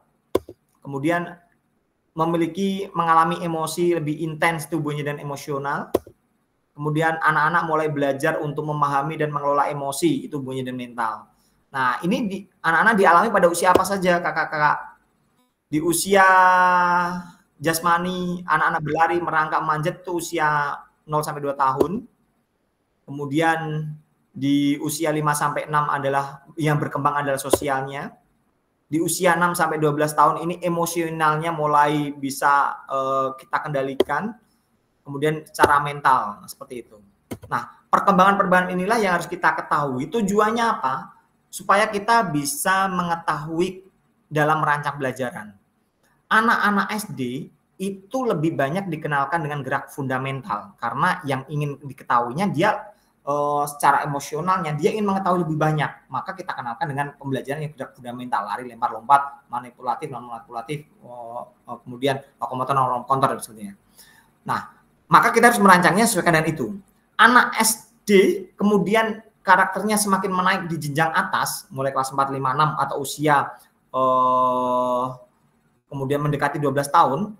Dia bukan lagi ke manipulatifnya, bukan lagi ke gerak fundamentalnya, tapi mulai jiwa kompetitifnya muncul. Di usia 6 SMP itu jiwa kompetitifnya mulai muncul. Dia suka olahraga yang kompetitif. Berarti kalau kita merancang di olahraga permainan. Ketika dimasuk usia 12-18 tahun, tidak hanya kompetitif, tapi olahraga yang menunjukkan dia diakui keberadaannya. Oh iya, ketika olahraga berarti diberikan apresiasi yang positif dan seterusnya, atau diberikan penghargaan. Nah, itu anak-anak di usia 12-18 tahun. Jadi, pentingnya kita mengetahui karakter adalah bagaimana kita bisa merancang pembelajarannya sesuai dengan tumbuh perkembangannya, bagaimana kita bisa menciptakan suasana pembelajaran yang positif sesuai dengan yang diharapkan. Nah, itu kakak semuanya. Kemudian yang terakhir adalah kita menguatkan konsep pembelajaran diferensiasi yang tadi sempat kita pantik di awal. Nah, ini kakak semuanya. Yang pertama, bagaimana cara mengidentifikasi kebutuhan belajar murid gitu ya. Kan tadi ketika kakak-kakak di awal kan dipancing dengan equity dan equality gitu ya. Sama-sama kalau kita ngajar, bagaimana sih si anak ini membutuhkan kayu yang 2 tingkat, bagaimana caranya gitu. Apakah dengan cara melihat saja cukup gitu. Nah, ini kakak-kakak untuk mengetahui kebutuhan belajar murid itu, yang pertama, kita bisa mengamati perilaku murid gitu ya. Oh iya, si A ketika mau nonton video, mau menonton tadi ya, yang gambar equity dan equality, mau menonton kok jinjit-jinjit, berarti itu dibutuhkan alat bantu untuk dinaikkan, contohnya seperti itu. Itu berarti kita mengamati perilaku. Ataukah mengidentifikasi perilaku awal, pengetahuan awal, dengan cara apa? Kita berikan, contohnya kita berikan kertas, ataukah wawancara, ataukah tulisan gitu. Oke anak-anak, kalian mau nonton ya gitu ya, tapi di situ batasnya hanya segitu gitu. Silakan tuliskan apa saja kebutuhan kalian. Mereka menuliskan, oh saya butuh tangga sekian, saya butuh alat ini sekian. Nah itu berarti kita mengidentifikasi pengetahuan awal mereka melalui asesmen awal gitu ya. Ataukah kita mereview atau melakukan refleksi terhadap praktik pengajaran sebelumnya. Oh ya, sebelumnya kan anak-anak kita ajak untuk mengamati sepak bola. Tapi ketika mereka menonton, yang kemarin itu ada anak yang tidak kebagian nonton karena dia orangnya pendek gitu ya. Itu berarti kita mereview. Kalau seperti itu berarti nanti saya akan mempersiapkan ini dan itu. Saya akan mempersiapkan alat bantu untuk mereka melihat gitu. Itu berarti kita mereview atau merefleksi terhadap pengajaran yang sebelumnya. Ataukah mungkin berbicara dengan guru murid sebelumnya, kita bisa menanyakan, contohnya, oh si A itu bagaimana sih? Kalau kadang ada guru SMP ya, kalau SMP kan guru SMP kelas 7, kelas 8 kan beda-beda gitu ya. Kita bisa menanyakan guru di bawahnya. Bagaimana kebutuhan anak ini gitu ya. Oh anak ini punya riwayat ini loh, anak punya ini seperti ini. Nah itu kita bisa tanyakan. Atau membaca rapot yang sebelumnya ataukah menggunakan penilaian formatif atau diagnosis dan seterusnya. Nah ini adalah cara-cara bagaimana kita bisa mengetahui atau mengidentifikasi kebutuhan murid. Kalau kita sudah tahu bagaimana kita mengidentifikasi kebutuhan murid, yang kita lakukan adalah cara mengakomodasinya. Setelah kita tahu bagaimana cara mengakomodasinya, nah inilah yang disampaikan oleh Kak Zulhan tadi, gitu ya, Kak Zulfan tadi. Diferensiasi konten, diferensiasi proses, diferensiasi produk adalah cara mengakomodasi setelah kita tahu. Ya, ada satu hubungannya diferensiasi konten. Konten itu kata kuncinya adalah persiapan kakak-kakak. Jadi sebelum kita ngajar, kontennya apa saja yang kita siapkan. Diferensiasi konten merujuk pada strategi membedakan pengorganisasian format penyampaian konten. Baik itu pengetahuan, keterampilan, dan seterusnya. Diferensiasi proses, kalau konten itu adalah hubungannya dengan persiapan ya, tentang materi yang beragam atau yang lainnya. Gitu. Proses artinya proses pembelajarannya. Yang beragam itu seperti apa? Apakah menggunakan peer assessment atau self assessment, ataukah menggunakan cara kelompok, ataukah di dalam kelas atau di luar kelas. Intinya hubungannya dengan proses. Itu adalah diferensiasi. Diferensiasi yang terakhir adalah produk. Artinya produk itu yang adalah hasil yang dari proses belajar itu. Jadi konten persiapan, proses saat belajar, produk adalah hasil belajar. Hasil belajarnya boleh beragam. Contohnya kakak-kakak saat ketika mengajar ada anak-anak yang mau tampil secara langsung. Ketika contohnya dia menciptakan gerakan senam, dia mau menampilkan secara langsung di depan teman-temannya. Boleh juga kelompok lain, Pak, saya nggak pede deh tampil di depan teman-teman karena saya sering dibully. Saya mau dong hasil senam saya bukan saya tampilkan tapi saya buat record dalam bentuk video. Nanti tugasnya saya kumpulkan dalam bentuk video. Boleh juga gitu ya. Ataukah dalam tampilan yang lain, dalam suatu narasi yang menjelaskan suatu keterampilannya dia. Nah, produk ragam-ragam yang beragam inilah yang disebut dengan diferensiasi produk gitu ya. Ataukah hasil yang beragam apa contohnya? Ketika kakak-kakak tadi memilih kontennya, ada yang praktek role play tadi ya, ada yang memilih lompat, ada yang lari gitu. Hasilnya yang beragam, hasil dari keterampilannya itu. Nah, itu juga disebut dengan diferensiasi produk. Nah, rinciannya apa saja kakak-kakak? Konten proses produk itu. Nah, ini kakak contohnya. Konten contohnya bentuk materinya beragam, seperti tadi contohnya ya. Ada lari, lempar, lompat, dan beragam gitu. Kalau kita mau mengajarkan contohnya, bukan terus si A ini belajar bola voli, si B belajar sepak bola, bukan itu maksudnya. Dalam tugas yang sama. Ada namanya intertas, ada yang namanya intratas. Kalau kakak lihat di modul gitu ya. Intratas, apa bedanya intratas sama intertas? Kalau di modul pembelajaran diferensiasi konten kan salah satunya itu. Nah, intratas itu maksudnya gini. Intra itu kan artinya satu tugas gerak yang sama. Anak setelah kita tahu contohnya kita mau melatihan passing bawah gitu ya. Passing bawah si A dia bisanya passing bawah di tempat. Si B sudah bisa di tempat karena dia jenuh, dia pengen berpasangan sama temennya. Si C dia pengen tidak sama temennya tapi dipantulkan di dinding. Itu sama-sama passing bawah tapi intratas. Karena tugasnya sama. Apa tugasnya? Passing bawah. Itu namanya intratas. Beragam. Anak suruh memilih sendiri sesuai dengan apa yang dia nyamankan atau sesuai dengan mintanya dia ataukah sesuai dengan kemampuannya dia. Itu namanya diferensiasi konten. Kontennya beragam, sama-sama tugasnya sama, passing bawah, tapi ada passing bawah sendiri, ada passing bawah berpasangan, ada yang passing bawah dengan pantulan itu. Sesuai dengan kemampuannya dia, ya, atau kenyamanannya dia. Itu berarti kakak mengakomodasi kebutuhan belajar murid. Dari apa? Kontennya. Itu namanya intratas, karena tugasnya sama. Kalau intertas itu lintas tugas yang berbeda. Sama-sama materinya bola voli, anak sudah bisa passing bawah. Kan nggak perlu kita ajari passing bawah. Bisa juga kita ajarkan, dia sudah bisa passing bawah, tapi dia nggak bisa ketika dia melakukan servis. Berarti si A ketika sudah bisa passing bawah, dia bisa lanjut di servisnya. Si B karena dia tidak bisa passing bawah, dia bisa melajari passing bawahnya. Si C passing bawah bisa, passing servisnya sudah bisa, dia mungkin belajar pada smashnya. Itu namanya intratas. Tugasnya berbeda. Ada yang passing bawah, ada yang passing atas, ada yang smash. Sesuai dengan kebutuhan dia yang dia nggak bisa dalam permainan bola voli itu apa? Itu namanya keberagaman konten intratas. Ya. Intertas itu berarti tugasnya berbeda-beda. Kalau intratas tugasnya yang sama, tapi dalam konsep materi yang sama. Ya. Itu namanya definisi konten, Kak. Kemudian tingkat kesulitan variatif seperti tadi kan, ada yang sendiri, kemudian ada yang berpasangan, ada yang dengan dinding, itu kan variatif. Itu sudah kakak menerapkan diferensiasi namanya, diferensiasi konten. Pada apa? Pada konten intratasnya, karena tugasnya sama-sama passing bawah kan gitu. Penyampaian materi oleh siapa saja, tidak harus oleh guru, boleh seperti yang disampaikan oleh Kak Bambang.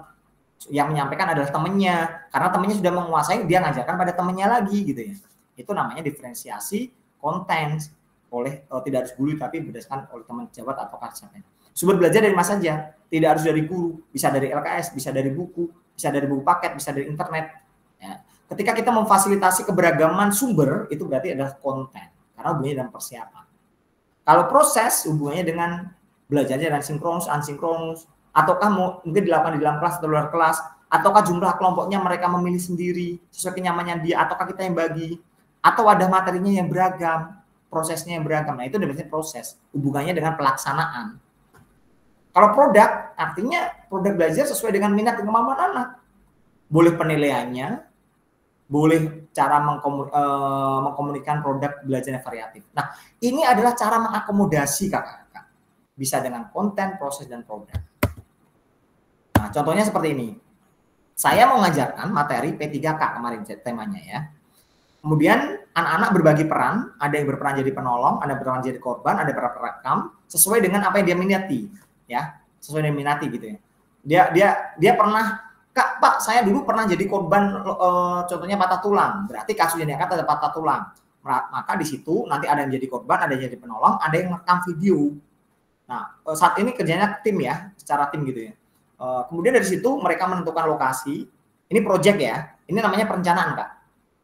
Ketika mereka sudah membuat perencanaan perannya, kemudian perlengkapannya apa, media sosial apa yang digunakan. Media sosial itu apa? Ketika mereka sudah mempraktekkan, contohnya tentang pembidian, mereka akan merekam aktivitas mereka latihan pembidian. Setelah itu di-share di medsos anak-anak. Nah, ini adalah media sosial. Ini diferensiasi konten, Kak, maksudnya. Kontennya beragam gitu ya. Nah, contohnya ini, Kak, ini yang saya terapkan.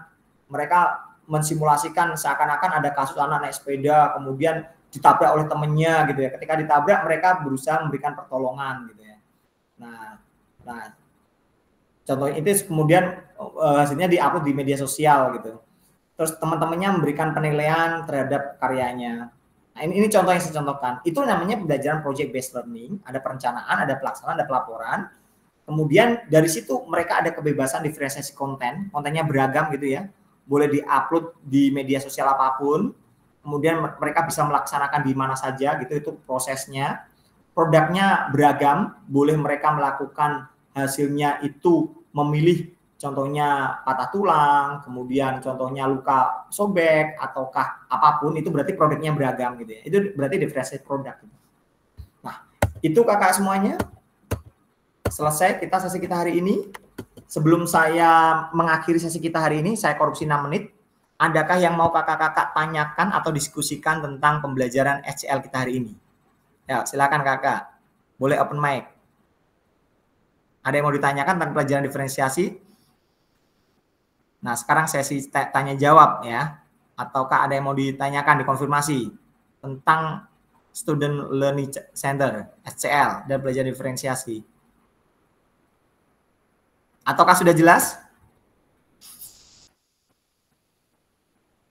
Ya, silakan kakak. Ini sesi kakak loh. Kakak nanti akan menjadi fasilitator seperti saya yang akan menyampaikan kepada peserta. Jadi silakan konsepnya dikuasai, jangan hanya pasif. Kalau kakak nanti pasif, yang rugi kakak sendiri. Ketika kakak nanti fasilitasi sebagai, ya, silakan Kak Zulfan.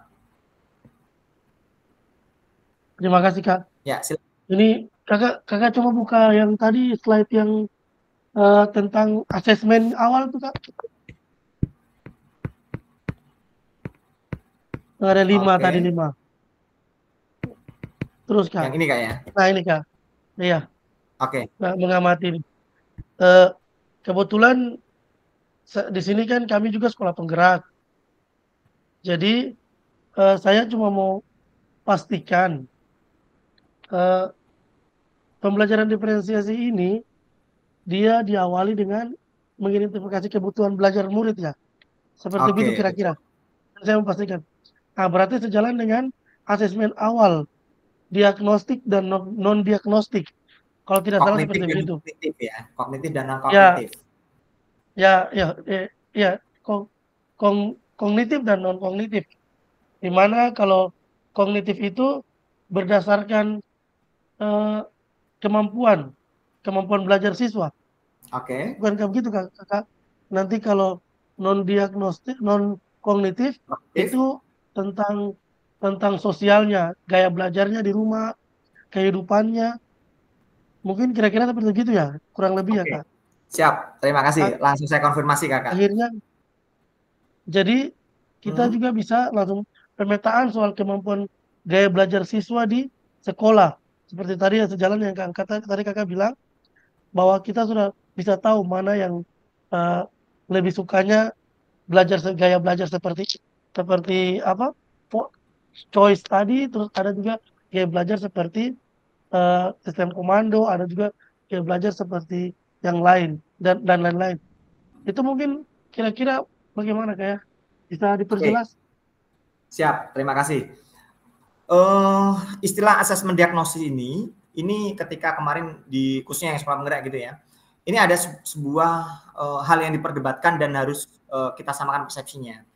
Bahwa di dalam asesmen diagnosis itu ada 2 macam ya, ada asesmen kognitif, ada yang asesmen non kognitif. Kalau asesmen kognitif itu hubungannya tentang pengetahuan awal yang disampaikan oleh Kak Zulfan, contohnya materi sepak bola gitu ya. Anak-anak kita tanya, apakah anak-anak selama ini pernah bermain sepak bola? Oh iya, saya pernah jadi kiper sampai ini. Itu berarti kita melakukan asesmen kognitif. Apa yang dia ketahui tentang sepak bola? Oh, sepak bola itu adalah pemainnya ada seperti ini, aturannya seperti ini. Itu asesmen kognitif ya.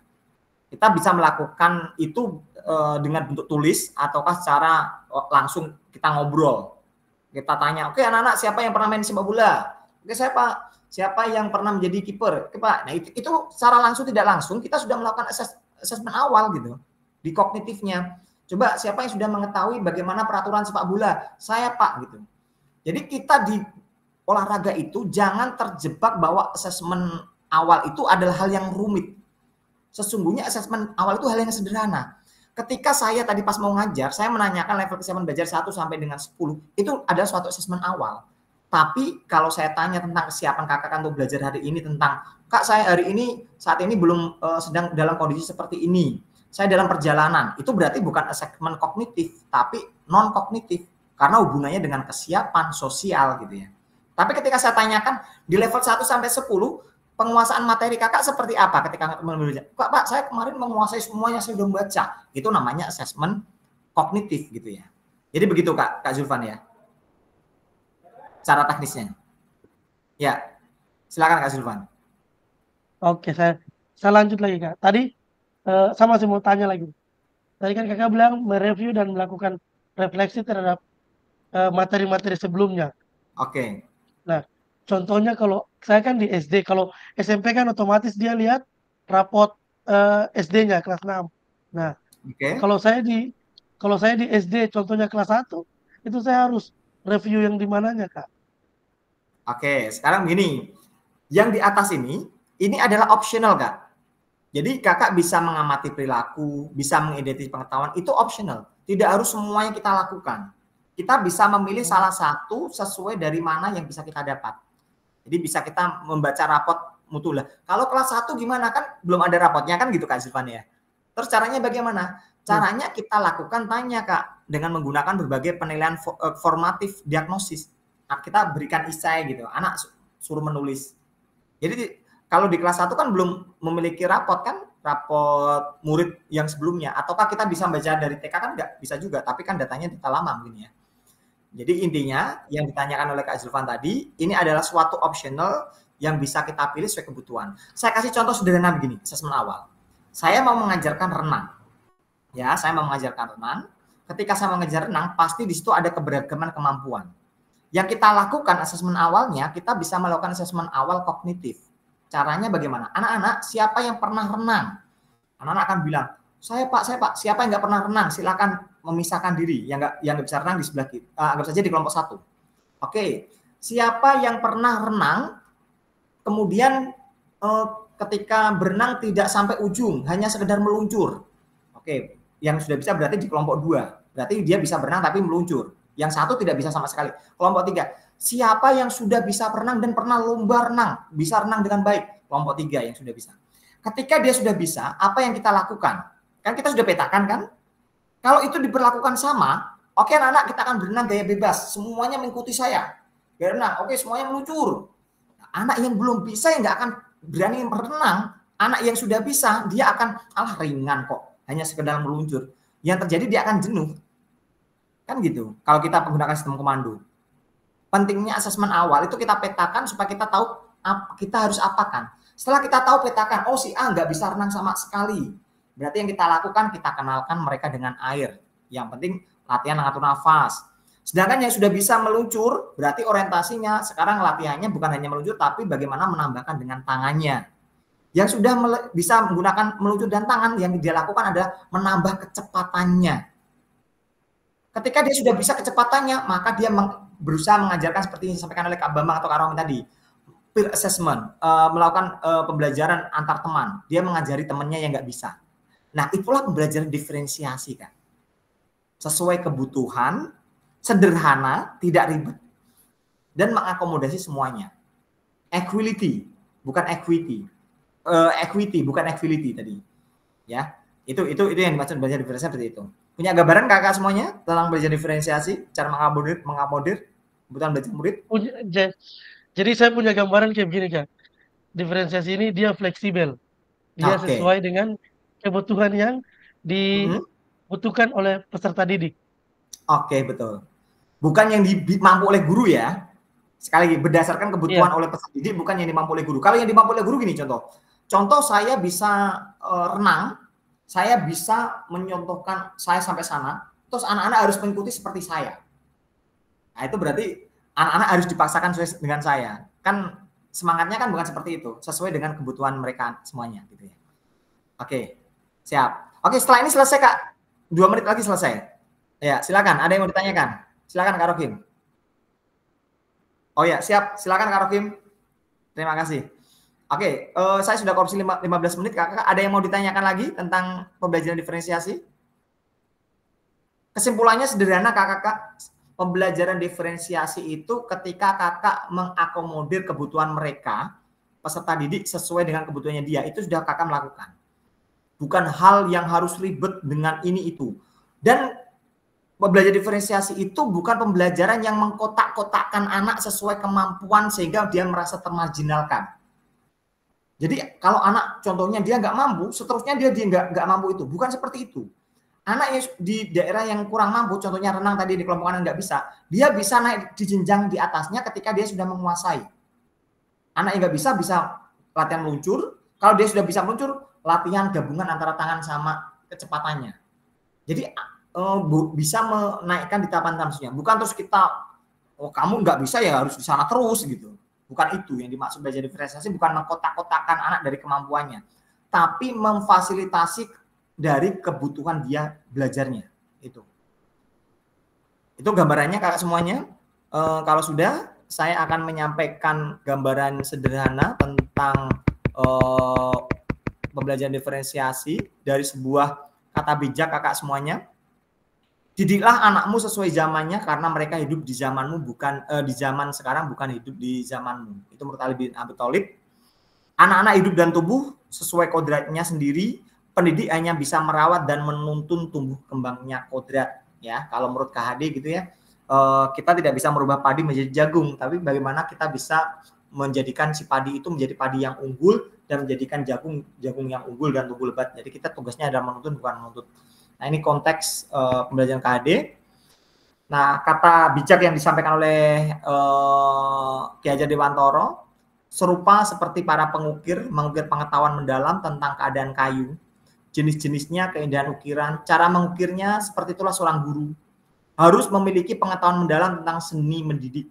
Bedanya guru mengukir manusia, memiliki hidup lahir dan batin. Sedangkan para pengukir yang diukir adalah kayu. Jadi konteksnya adalah kita harus menguasai konteks cara memfasilitasi kebutuhan belajar anak. Semuanya, Kak, semuanya. Oke, cukup. Kalau sudah, saya izin menyampaikan tugas kakak-kakak nanti. Setelah sesi ini, tugasnya kakak adalah mengunggah hasil refleksi modul 1-3, gunakan refleksi untuk menulis refleksi yang ada. Kemarin saya sempat mengoreksi tugasnya kakak-kakak semuanya di modul 1-2. Ada yang belum mengumpulkan, mohon sudah melebihi dari batas, silakan untuk segera dikumpulkan karena itu harus dinilai begitu ya. Kalau nanti kakak nggak mengumpulkan, nggak ada nilainya, sayang sekali kalau nggak lulus gitu ya.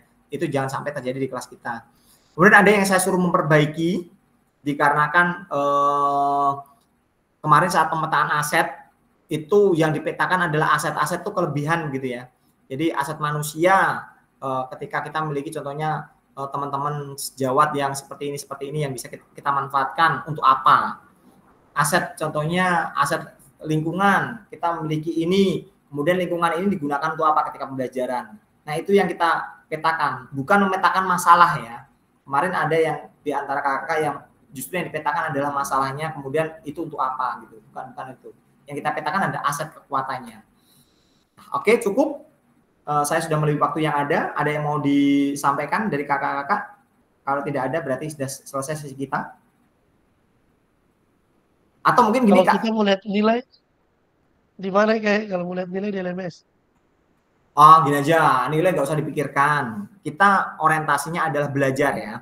Jadi nilai adalah impact dari proses belajar. Kalau kakak-kakak nanti orientasinya pada nilai, justru kakak-kakak akan pacunya pada hal yang sifatnya produknya gitu. Yang saya harapkan intinya lalui proses itu jangan hanya sebagai pejuang centang gitu ya. Kalau pejuang centang itu hanya digugurkan gitu ya.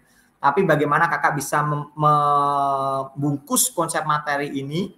Sekali lagi, ini adalah suatu kebutuhan kakak sebagai calon fasil, bukan sebagai kewajiban kakak sebagai calon fasil.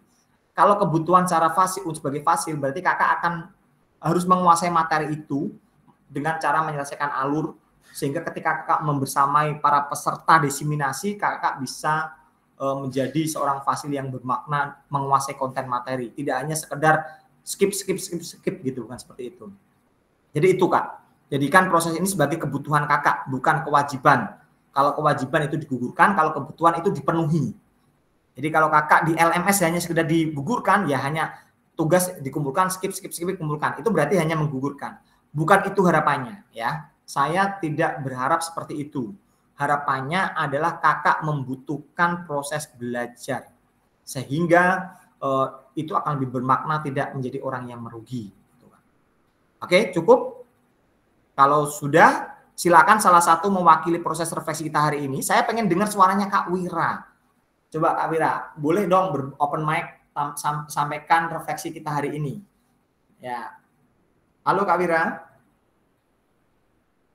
Selamat sore Kak Wira. Sebelum kita akhiri Kak Wira, boleh dong open mic.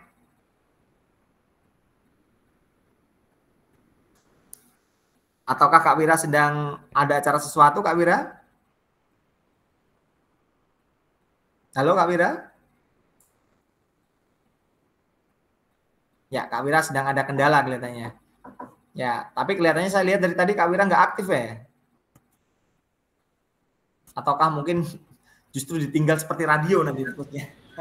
Kemarin itu Kak, laptopnya rusak kendala. gara-gara Gimet ini. Jadi tadi kayaknya Kak Wira menyampaikan nanti coba saya mau ikut lewat HP Kak, bisa apa enggak? Kemungkinan Oke, mungkin oke. pakai HP nggak bisa Kak. Oh, Kak, jaringannya. Oke, Iya. siap. Siap, Kak Wira.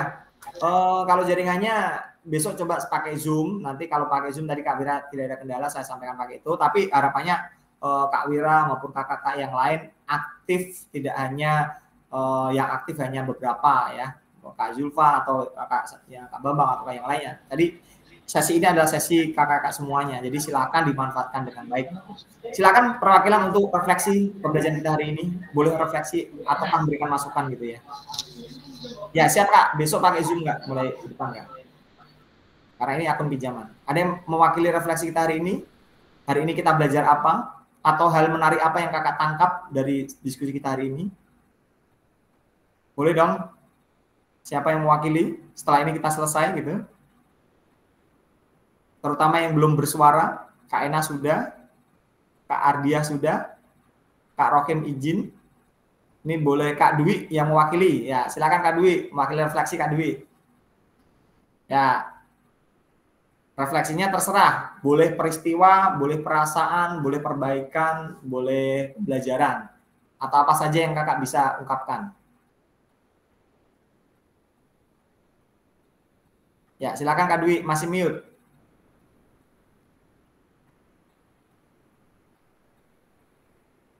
Boleh open mic? Sampaikan refleksinya Kak. Iya. Halo Kak. Jadi yang saya tangkap dari proses pembelajaran kita hari ini yaitu apa ya? Jadi kita sebagai guru itu harus memberi kebebasan siswa untuk mengutarakan pendapat-pendapatnya, tapi kita tetap tidak membiarkan mereka itu keluar dari alur pembelajaran kita. Mungkin itu saja Kak. Ya, siap. Jadi berarti Kak Dwi menangkap bahwa dalam pembelajaran kita tetap berikan kebebasan, tapi bukan kebebasan yang sebebas-bebasnya, tapi konteksnya harus ada kontrol gitu ya Kak Dwi ya. Iya. Ya, siap. Ya, silakan Kak Wira. Nah, silakan nih, senang sekali Kak Wira sedang open mic ini. Cek. Kak sudah kedengaran kan suaranya? Ya Kak, silakan boleh dong refleksinya Kak Wira. Kalau untuk saya, refleksi merupakan suatu hal yang sangat penting dilakukan, namun seringkali dilupakan. Refleksi berkaitan dengan penilaian ataupun umpan balik setelah melakukan atau mengikuti proses belajar mengajar dalam waktu tertentu. Oke, ya bisa kakak refleksikan dari proses belajar kita hari ini apa Kak? Hari ini kan kita sudah melalui banyak alur gitu ya. Apa yang bisa kita refleksikan bersama Kak? Memberikan keleluasaan atau kebebasan kepada siswa atau murid. Ya, kebebasannya seperti apa yang Kak Wira tangkap dari proses kita hari ini Kak? Dalam cara menyampaikan materi atau menerapkan materi yang harus kita lakukan. Contohnya mungkin seperti permainan sepak bola lebih prioritaskan ke anak-anak yang memang mengurangi kurang dari segi kesehatan atau kemampuan. Oke, dengan cara setelah kita tahu seperti itu, kita berikan perlakuan seperti apa Kak? Contohnya? Memberikan perilaku yang insentif atau kita membuat seperti kelas kecil untuk menunjang materi yang sebelum tadi, ketika sudah mencapai suatu nilai tertentu, baru kita gabungkan kembali kepada anak-anak atau materi yang berikutnya. Oke, siap. Terima kasih Kakak atas refleksinya. Nah, mari kita simpulkan bersama-sama Kak pembelajaran kita hari ini. Pembelajaran kita hari ini adalah bagaimana pembelajaran SCL, Student Learning Center, itu adalah kata kuncinya satu. Kita memberikan kebebasan, tapi kebebasan yang bertanggung jawab, yang tidak sepenuhnya kita berikan, tapi juga harus ada kontrol dari peran guru. Guru sebagai fasilitator dalam peran ini. Itu satu. Kemudian, kita harus bisa mengakomodir kebutuhan belajar siswa. Cara mengakomodirnya adalah tidak terus semuanya kita perlakukan sama, tapi kita berikan sesuai kebutuhan belajar siswa. Kalau si A membutuhkan bantuan lebih banyak, berarti itu yang kita perhatikan. Kemudian yang tidak, berarti kita memberikan peran yang berbeda.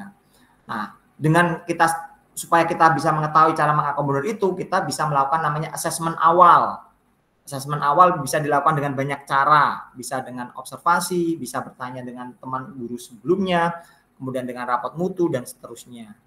Setelah kita tahu asesmen awal, kita apakan asesmen awal ini? Maka harus kita penuhi dengan cara mengakomodir kebutuhan belajar murid. Dengan cara apa? 3 macam diferensiasi.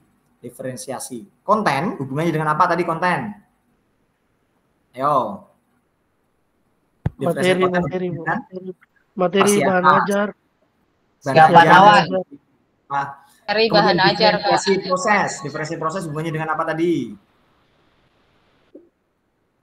Proses kegiatan pembelajarannya, baik di dalam kelas, luar kelas, atau bagian kelompok, atau seterusnya. Kemudian diferensiasi produk hubungannya dengan apa tadi? Hasilnya. Hasil discussion. Nah, itu adalah cara mengakomodir. Setelah kita bisa mengakomodir, berarti kita sudah melakukan pembelajaran diferensiasi. Pembelajaran diferensiasi itu sederhana intinya ya. Selama kita bisa mengakomodasi kebutuhan belajar murid sesuai dengan kebutuhannya dia, bukan dari apa yang kita bisa beri. Cukup dari saya kakak semuanya. Saya banyak bicara, jelas saya banyak salah. Salah murni dari saya, kebenaran dari Allah. Semoga kakak bisa memberikan makna bermanfaatan dari kita hari ini. Jangan lupa tugas selanjutnya nanti untuk di segera eksekusi. Gitu ya. Kalau tidak ada, cukup semuanya bisa leave dan beristirahat. Kak Adia ada yang mau disampaikan, Kak Adia? Presiden, ada yang mau disampaikan? Silakan Kak Adia. Nggak ada, Kak, kepencet. Oke, siap. Sama-sama Kak Adia. Selamat berlibur ya. Ya, terima kasih. Terima kasih. Itu tadi lo kalau untuk tahu itu tugasnya kita. Jangan lupa ya daftar checklistnya. Daftar checklistnya diisi tapi berdasarkan proses belajarnya supaya kita saling mengingatkan. Ada yang belum mengisi loh. Harap tidak mengejar cek. Ya, ini mau nanya. Ya. Jadi kan tadi kakak bilang ada yang diperbaiki. Itu cara kita lihatnya gimana? Di tugas yang kakak kirim, di situ ada umpan balik dari saya, Kak. Setiap kakak mengumpulkan tugas, ada umpan baliknya. Nah, di umpan balik itu yang bisa kita baca gitu ya. Yang sudah aman berarti aman, yang perlu diperbaiki. Tapi pasti biasanya yang tidak dapat surat cinta dari saya berarti tidak diperbaiki gitu ya. Kalau saya japri biasanya. Sekali-kali kami Kak dikasih surat cinta. Ya. Oke. Selama tugasnya sesuai dengan prosedur aman pokoknya ya. Oke, Kak. Selamat beristirahat ya, Kak. Selamat berlibur.